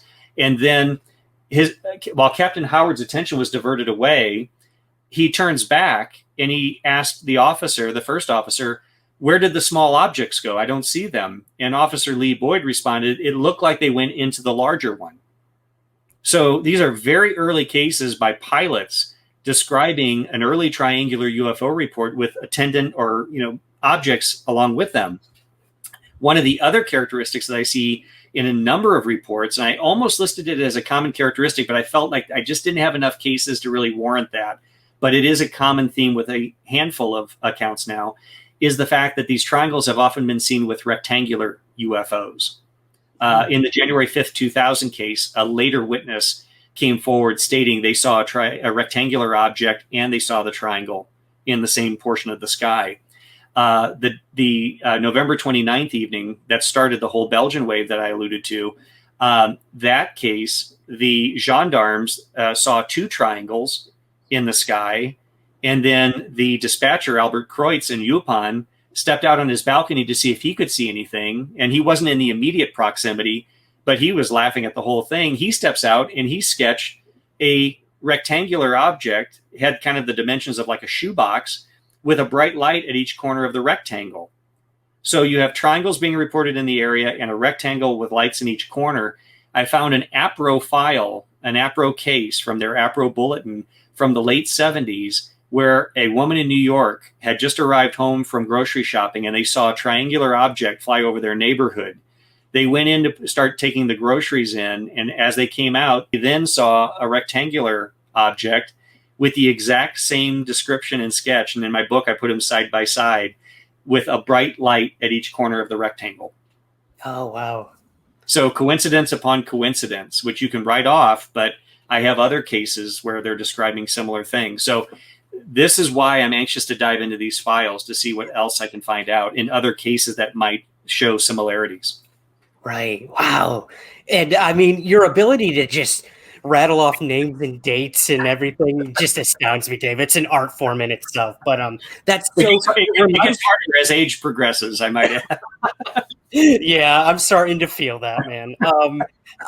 Well, it reminds me so much of something like the Tehran UFO incident as well. These they're almost like drones coming out of the main, whatever you want to call it, mothership, let's say, for lack of a better term, and like scouting out the area before the major craft comes in or something. I don't know. It's fascinating you bring that up, Ryan, because you're absolutely correct. They had this object that was jettisoned from the parent object. In addition to that, if you recall, I believe it was the pilot was Jafari. He repeatedly locked on with onboard radar, if you recall. Yep. Only contrary to the Belgian wave, where the object peeled away, every time he locked on, he lost systems control of his jet and had to pull away. But he did that repeatedly. So again, to your point, patterns in the data. There seems to be a response in reaction to the radar lock on. Wow. Yeah. Well, that actually bleeds perfectly into this next question, Dave. This comes from Brett on Reddit. And talk about data. Here we go. What does Mr. Marler think of the June 2001 report published by the National Institute for Discovery Science, which found that, quote, the triangle deltoid aircraft spotted by over 500 eyewitnesses in the last decade, putting together MUFON, NIDS, and Larry Hatch's data, Yeah. are possibly consistent with the deployment of unacknowledged aircraft from and between Air Mobility Command and Air Force Material Command bases. Whew, man, that was a technical question, but you got anything on that one? Well, again, we cannot rule out military aircraft with some of these triangle reports. I concede that, very loudly. I don't know what state of the art technology was in 2001 or today. So I can't sit here and definitively state that these aren't military in some cases. But that being said, again, it doesn't explain the historical reports. And the other thing is this: we have UFOs that have congregated around, not triangles, but UFOs in general, that have congregated around nuclear weapons and nuclear weapon sites. Right. That doesn't mean that the nuclear weapon sites are the origin of the UFOs any more than just because we have triangles being seen near military bases. Correlation does not necessarily mean causation. They may not originate from those bases. Rather, to Chris Mellon's, idea, are they mapping these things out? Are they doing reconnaissance? We simply don't know. In either case, we just don't know definitively. And I believe, and I could be wrong on this one. You were talking about my memory. I might be wrong on this one. I'm willing to concede. I think NIDS actually even backpedaled later and conceded that not all the patterns seem to congregate around military. But again, I could be wrong. It's been years since I've read that. I can't believe that's been, 20 years ago. Wow. Yeah. Time flies, man. I know. Yeah. The correlation between nuclear facilities and UFOs is one of the most fascinating and most terrifying connections to be made with all of this. And I think we're only starting to scratch the surface. So I have to, yeah. Here's a good one. Paul J on Patreon asks, there's a growing metaphysical trench within the UAP world where we're seeing things like CE5 increase in popularity, even Robert Bigelow moving into the consciousness investigations with his new program, the Bigelow Institute for Consciousness Studies. Do you think this is something that shows promise and will help with our understanding of what UAPs are, or is it just more distraction to kind of muddy the waters when it comes to trying to figure out what these things are? No, it's a good question. Let me first say that, as I alluded to earlier, I think the more eyes we have, the more brains we have focused on this problem, coming from multiple vantage points with different perspectives, I think that it certainly could provide value. As I like to say, it's not what you study, but rather how you study it. It's the methodology that needs to be called into question. I mean, if there's true scientific work being done with regard to consciousness and these other elements with regard to UFOs or UAPs, I certainly don't discourage it. I welcome anybody that's doing credible research, regardless of the avenue from which they're approaching this subject. But that being said, beyond us within the UFO research field, what I fear is that regardless of the validity of that type of research, the general public is then going to say, well, they're into consciousness, they're into UFOs, they're into crystal gazing, they're into tarot cards. They're going to paint with a broad brush. And I think that the credibility that we've seen being attributed to the subject since the New York Times article in December 2017 could possibly be eroded by things like that. Not that it's not a valid area of inquiry, but just the general public, in their mind, they're just going to lump it all together. So you believe in, leprechauns, you believe in the Loch Ness Monster, you believe in consciousness and out-of-body experiences. Now you're saying we need to believe in UFOs. You expect us to believe all this. And so I see it it could muddy the waters, even if it is a viable area of research. Yeah, it's tough because I agree with you. I think there's room for all theories and approaches when it comes to UFOs because we don't know what the hell we're dealing with. So why not just do all the things? But to the mainstream perception of the topic, I can understand why it would deflect the immense growth we've had in the past 3 years of credibility. So Right. yeah, it's tough. It's always a struggle. I agree with you. We're walking a fine line. Yes, we always are. I know, that tightrope. Here's a good one from Miguel on Facebook. He asks, as far as I know, I'm one of the few witnesses that is reported seeing a triangular craft just pop out of thin air. I'll let you be the judge of that, Dave. It starts off as sparkles, like the kind of Roman sparkler would make. If I haven't seen that craft pop out of those sparks, I wouldn't have seen it at all. That's how stealthy and quiet it was. So I'd love to know what Dave thinks what the deal is with that. Is it cloaking tech, or is this craft capable of jumping place in time? That's crazy to think about. It's crazy to think about, but I don't think, again, we can rule out any possibility. There are other accounts where the thing just suddenly like appears, like poof, it's there, right, or it disappears. Or there's other cases where there's hyper acceleration, where the witness is barely able to perceive this rapid acceleration where it disappears. The sparks, though, I think there's only maybe one other case, and I'm trying to remember. I want to say it was Massachusetts or Maine, where there was another case, and I even found a video to this. If you want to reach out to me, I can try to send you the news clip who's asking about the sparks. I believe in that case, the two witnesses who were newscasters saw this object that was roughly triangular in shape, and they said it looked like there was a cable or a rope dangling, and they could see sparks coming off of that, if memory serves me correctly. But if you want to reach out to me, I could try to send you the link to that, or I can send you the video where the witnesses are describing that. But seeing sparks, that's not something that I commonly hear about in the information. But this illustrates a good point, though, Ryan. We always focus on what we see in the data, but likewise, I think it's interesting when we find these characteristics that we often don't see. What's going on there? Is there something going on that we need to look at more closely?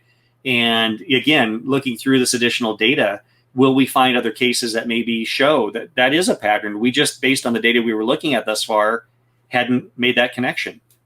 Exactly. And I think another issue that arises is researchers tend to almost censor some of the more high strangeness aspects of some of these blinders, which is harmful to the data. I mean, if someone's saying that sparks appeared and this craft came out of nowhere, that's very important to the patterns we find. Or, I've spoken to many experiencers who have what many people would consider insane stories to tell about a close encounter or this or that. And, maybe early in my naive UFO researcher days, I'd be like, that's a little too much. Let me pull it back a little before presenting it to the public, not knowing what detriment I was doing to the actual case. Now I'm like, give me the weirdest shit you got, man, because that needs to be put out there. I don't know. Am I right in that? No, you're absolutely right. And, look, UFO researchers are no different than any other researcher in any other discipline. We're subject to our own personal prejudices and biases. We're not robots. We cannot be 100% objective when we look at information. And so, that being said, we have to acknowledge that's just, unfortunately, the nature of the beast. I mean, we're not perfect, and, we may discriminate to some degree. We're all guilty of that. Anybody that says they're not, they're lying. But to your point, I don't find those anomalies, those cases with those unusual characteristics, kind of like, it's a statistical outlier, ignore it. I'm actually kind of intrigued by those because, again, am I missing something? Are there other cases? And so this is one of those things we kind of put in our gray file, no pun intended. We put that in our gray file, and then we go through additional data and see if, now that we're made aware of that, we can look for that and see if there are other cases. And that's just being honest with ourselves and being honest with the data. Yep, exactly. Yep. I love that. Here's one in terms of if we have data or any evidence, Dave. And I know you're the one that can answer this. Lori on Facebook asks, is there any actual hard evidence that there is for the supposed TR-3B? You knew it was going to come up at some point in the conversation. Do we have any evidence that this thing exists? And the recent discovery of exotic Navy patents. This is a pretty interesting story making the rounds right now. It is, and it's funny you say that because I'm actually sitting here looking. I've got some pages of some of the patents right here because someone else had asked me about that. I'll come to that last. Okay. Let me just say with regard, and I'm going to preface this, I do not mean to insult anyone's belief system or ideology with regard to this, because unfortunately, the quote-unquote TR-3B, unquote, is manufactured and it originates from one individual by the name of Edgar Fouché, who is no longer with us.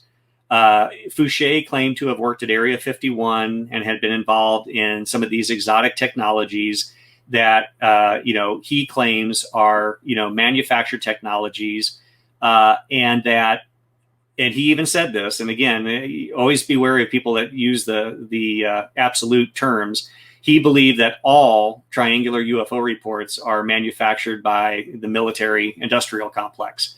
Now, there's been a lot of questions with regard to some of the physics that he described online. And this is going back, I might add, to the early mid-90s. This TR-3B thing goes all the way back to one man, and it goes back to the 90s.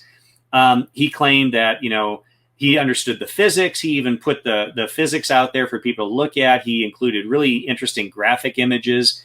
And I have a problem with people that claim that they were government insiders working on projects that then release information and nothing's done to them. If you talk to any serious person that's out there that works for Boeing, Lockheed, McDonnell Douglas, Raytheon, any of these defense contractors, they are very serious about security. You go through a strict security screening, and you are constantly being screened for security reasons. I mean, talk to anybody that that work for these companies, if you do. The idea that you're going to share the keys of the kingdom, this incredible magical technology, and throw it out there for all to see and lecture about it, and not have any type of response in the form of imprisonment, fines, etc., is just ridiculous. And I know there's people out there that say, well, if they imprison or they fine them, then that's just validating what they said. Well, then there's no security at all. Because, I mean, if people are going to be releasing top secret military secrets with impunity, then why the hell do we even have security screenings? And why do we have these people that are being monitored for security reasons? It's ridiculous. I don't like to believe one individual solely, especially when they come out with a claim like that. The question was, is there any evidence to support it? No, none. There's absolutely no evidence. It's the claims of one man. Unfortunately, as we see with much mis or disinformation in the UFO field, the TR-3B since the early mid-90s has now become an urban myth. It has grown to mythological proportions. And often I'll have people tell me, I saw a triangular UFO, but I believe it was a TR-3B. I like to make a very clear distinction. If you say TR-3B, then you are basically saying, I believe, adopt, and adhere to all the claims made by Edgar Fouché. You're putting faith in that one individual and their claims, despite there's no evidence to back any of it up. If you come to me and say, I saw a triangular object, but I think it might be military, that's different. But to use the nomenclature TR-3B denotes that you endorse and believe wholeheartedly, in absence of evidence, the claims of one man, Edgar Fouché, who's unfortunately no longer with us.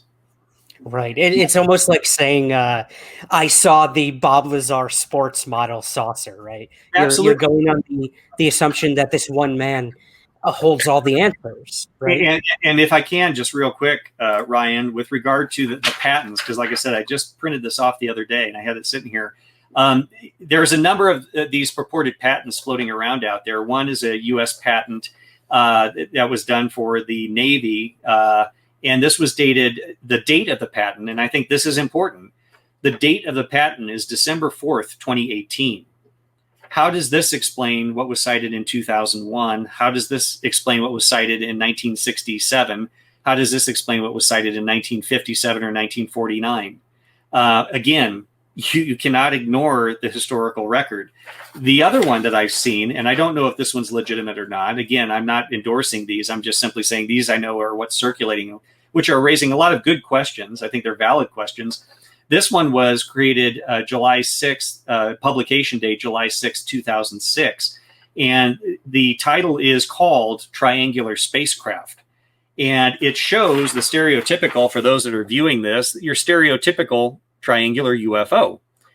Now, if you look at this and the fact that it was done in 2006, it doesn't take a stretch of the imagination to put together that this civilian, which it was a civilian, not the Navy, had seen the UFO reports circulating out there and then created a working model based on the physics that he knew and tried to create a patent for it.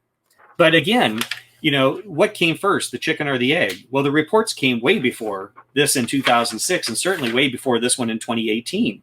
So I don't think that this explains triangles, at least up to the dates in question. And again, these are when the patents were filed and published. So even if you have a patent, it takes years, if not decades, to go, especially with an exotic aerospace vehicle like this, to go from a patent to an actual fully operation working model. And Right. so I think it's very important to take all of that into consideration when looking at those things. Again, but that's why I love the historical accounts, because I can go back to 1957 with a fair degree of certainty and know then what state-of-the-art technology was with regard to the U.S. military arsenal. I can't tell you, in the last 20, 30 years, what is state-of-the-art technology. Yeah. Yep. Exactly. Again, the data doesn't lie. I love that. Well, I guess kind of in closing, Dave, the one thing we haven't really touched on is the current things going on with the Pentagon. I mean, let's say elephant in the room, the Pentagon started a UFO task force. It's like, I don't know, Project Blue Book 2.0, maybe, but this is pretty crazy. Again, never in my time in doing UFO research did I think I would see another government-funded UAP project. So what do you make of all this, man? Is this something we should pay attention to? Should we temper our expectations? I guess we always should do that, but I think we should always temper the expectation. Yeah. Welcome to the UFO field. But within 180 days, now I think it's something like 100. They're supposed to give a report to the public of their findings within this task force. Yeah. Again, something that Christopher Mellon had a huge part in doing. What should we expect from this? Should we trust that we get anything, or what do you think? Yeah, well, in respect to the Intelligence Authorization Act of 2021, the Senate Intelligence Authorization Act, which had at the very end under comments, and I think that's important, people have to realize it was under comments, they requested a report with regard to UAPs, and then they cite several specific things that they would like to have. I made some discrete inquiries with people I know that are in the intelligence world, and they basically had told me that this is a request. Be very clear. This is not an order. It's not a mandate. And they are not required under any certain terms to fulfill that request. And so I think that is the best thing I can say with regard to that. Again, I defer to the experts, people that are in the intelligence world that I know that know about these things. I certainly don't in the civilian sector, but I tend to take their word. And to your point, Ryan, it's really tempering the expectations. At the end of the day, regardless of what comes out with the UAP task force, maybe they will generate a report. I hope I'm pleasantly proven wrong. But whatever they come out with, it's not going to change the nature of what I've done for 30 years or what I will continue to do with regard to my research on the subject. I don't lose sleep over what the government may or may not do or may not say. At the end of the day, I'm still going to analyze the research. In some respects, it's a distraction. I think you might have used that term earlier, with regard to something else. We need to be very careful about distractions. And like you said, we don't want to put blinders on where we're ignoring stuff. But at the same time, we need to have focus. Don't get distracted with the new shiny thing over here. Continue to be focused on the data, on investigating the information.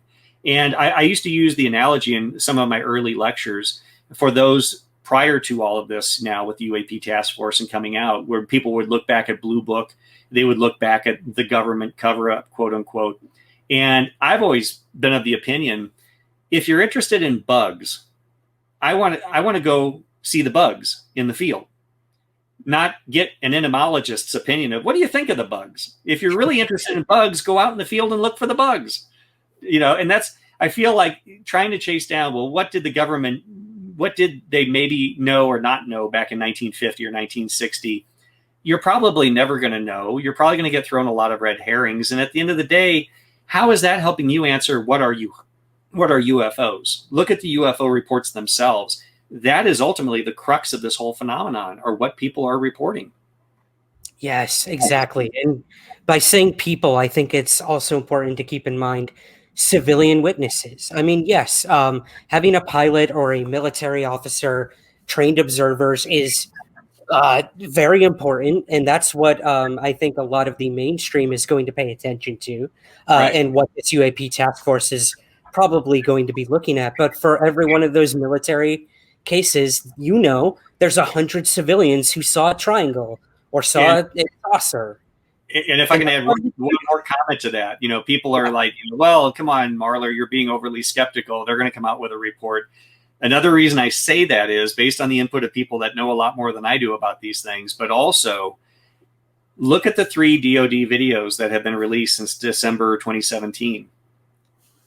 Do we have one page of official documentation of analysis, investigation on the part of ATIP or the UAP task force relative to those videos?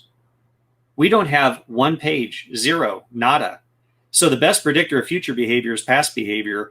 We've had going on, 3 years now, a little over 3 years since those videos have come out. And we don't have any official documentation or analyses of those videos. So I'm happy the videos are out there. I'm happy we are where we are, where they're acknowledging the UAP reality that there are these things flying around. But if you're looking for documentation, disclosure, as people love to use that word, we don't have anything but 3 DoD videos and nothing to back it up in the way of analysis or insight into how they operate, what's going on. Yeah, that's so true. I mean, it took the former head of the other Pentagon UFO program to leave the program to give us any data and insight on those videos. Absolutely. Yeah. So that's why I just temper my enthusiasm, as you mentioned. Yep. Again, welcome to the UFO research field. Well, David, I'm going to have you stick around for our Patreon subscribers to tell us probably one of the most fascinating physiological UFO cases I've ever heard about, that you've looked into immensely. Sure. For our Patreon subscribers, please stick around for that. Thank you for doing that, Dave. But before we go, this has been, I don't even know what to say. This was a interview, 205 episodes in the making. I'm so happy you were able to stick around for this long. But I'm enjoying it. If there's one thing you want to tell the people out there about why we do this, why we find this topic so fascinating, worth pursuing, putting our reputations on the line, and just living our lives, living and breathing this stuff. Yeah, we have our own personal lives too, but this takes up a lot of it. What would you say to people out there who may want to get into this field, this crazy field we found ourselves in? Sure. Well, again, I'll allude to these cabinets that are sitting next to me, chock full of thousands of UFO case files. If just one of these case files is truly of an unknown object from some other intelligence, from God knows where, God knows when, it's the biggest story in our human history. And I mean, I don't think you can oversell that. I mean, if just one. And so it's not a matter of believing, but how can you summarily disbelieve all of these reports and all of this corroborative testimony and evidence? And beyond that, I feel compelled, and I know you feel the same way on this, Ryan, interviewing the dozens and if not hundreds of people I've interviewed now over the last 30 years, the emotional impact, the personal impact these experiences have had with these people, until you've interviewed them, until you've really encountered some of these witnesses that have had extremely dramatic experiences, I simply can't turn a blind eye to the narratives or to them on a personal level. And much like the case you alluded to, this burn victim case from 1964 that we'll talk about, that was an extremely significant experience. And decades later, this person is still scratching their head trying to figure out what happened. So, to me, it's like an itch you just can't scratch. It's compelling. It drives you. It motivates you. but we just can't quite scratch it. And it's just that ever elusive mystery that just fuels my interest. And once I think you're exposed to the subject, if you're honest with yourself, you're honest with the data, you just can't turn away from it. And, my life's not been the same since. And I'll never see myself walking away from the subject matter.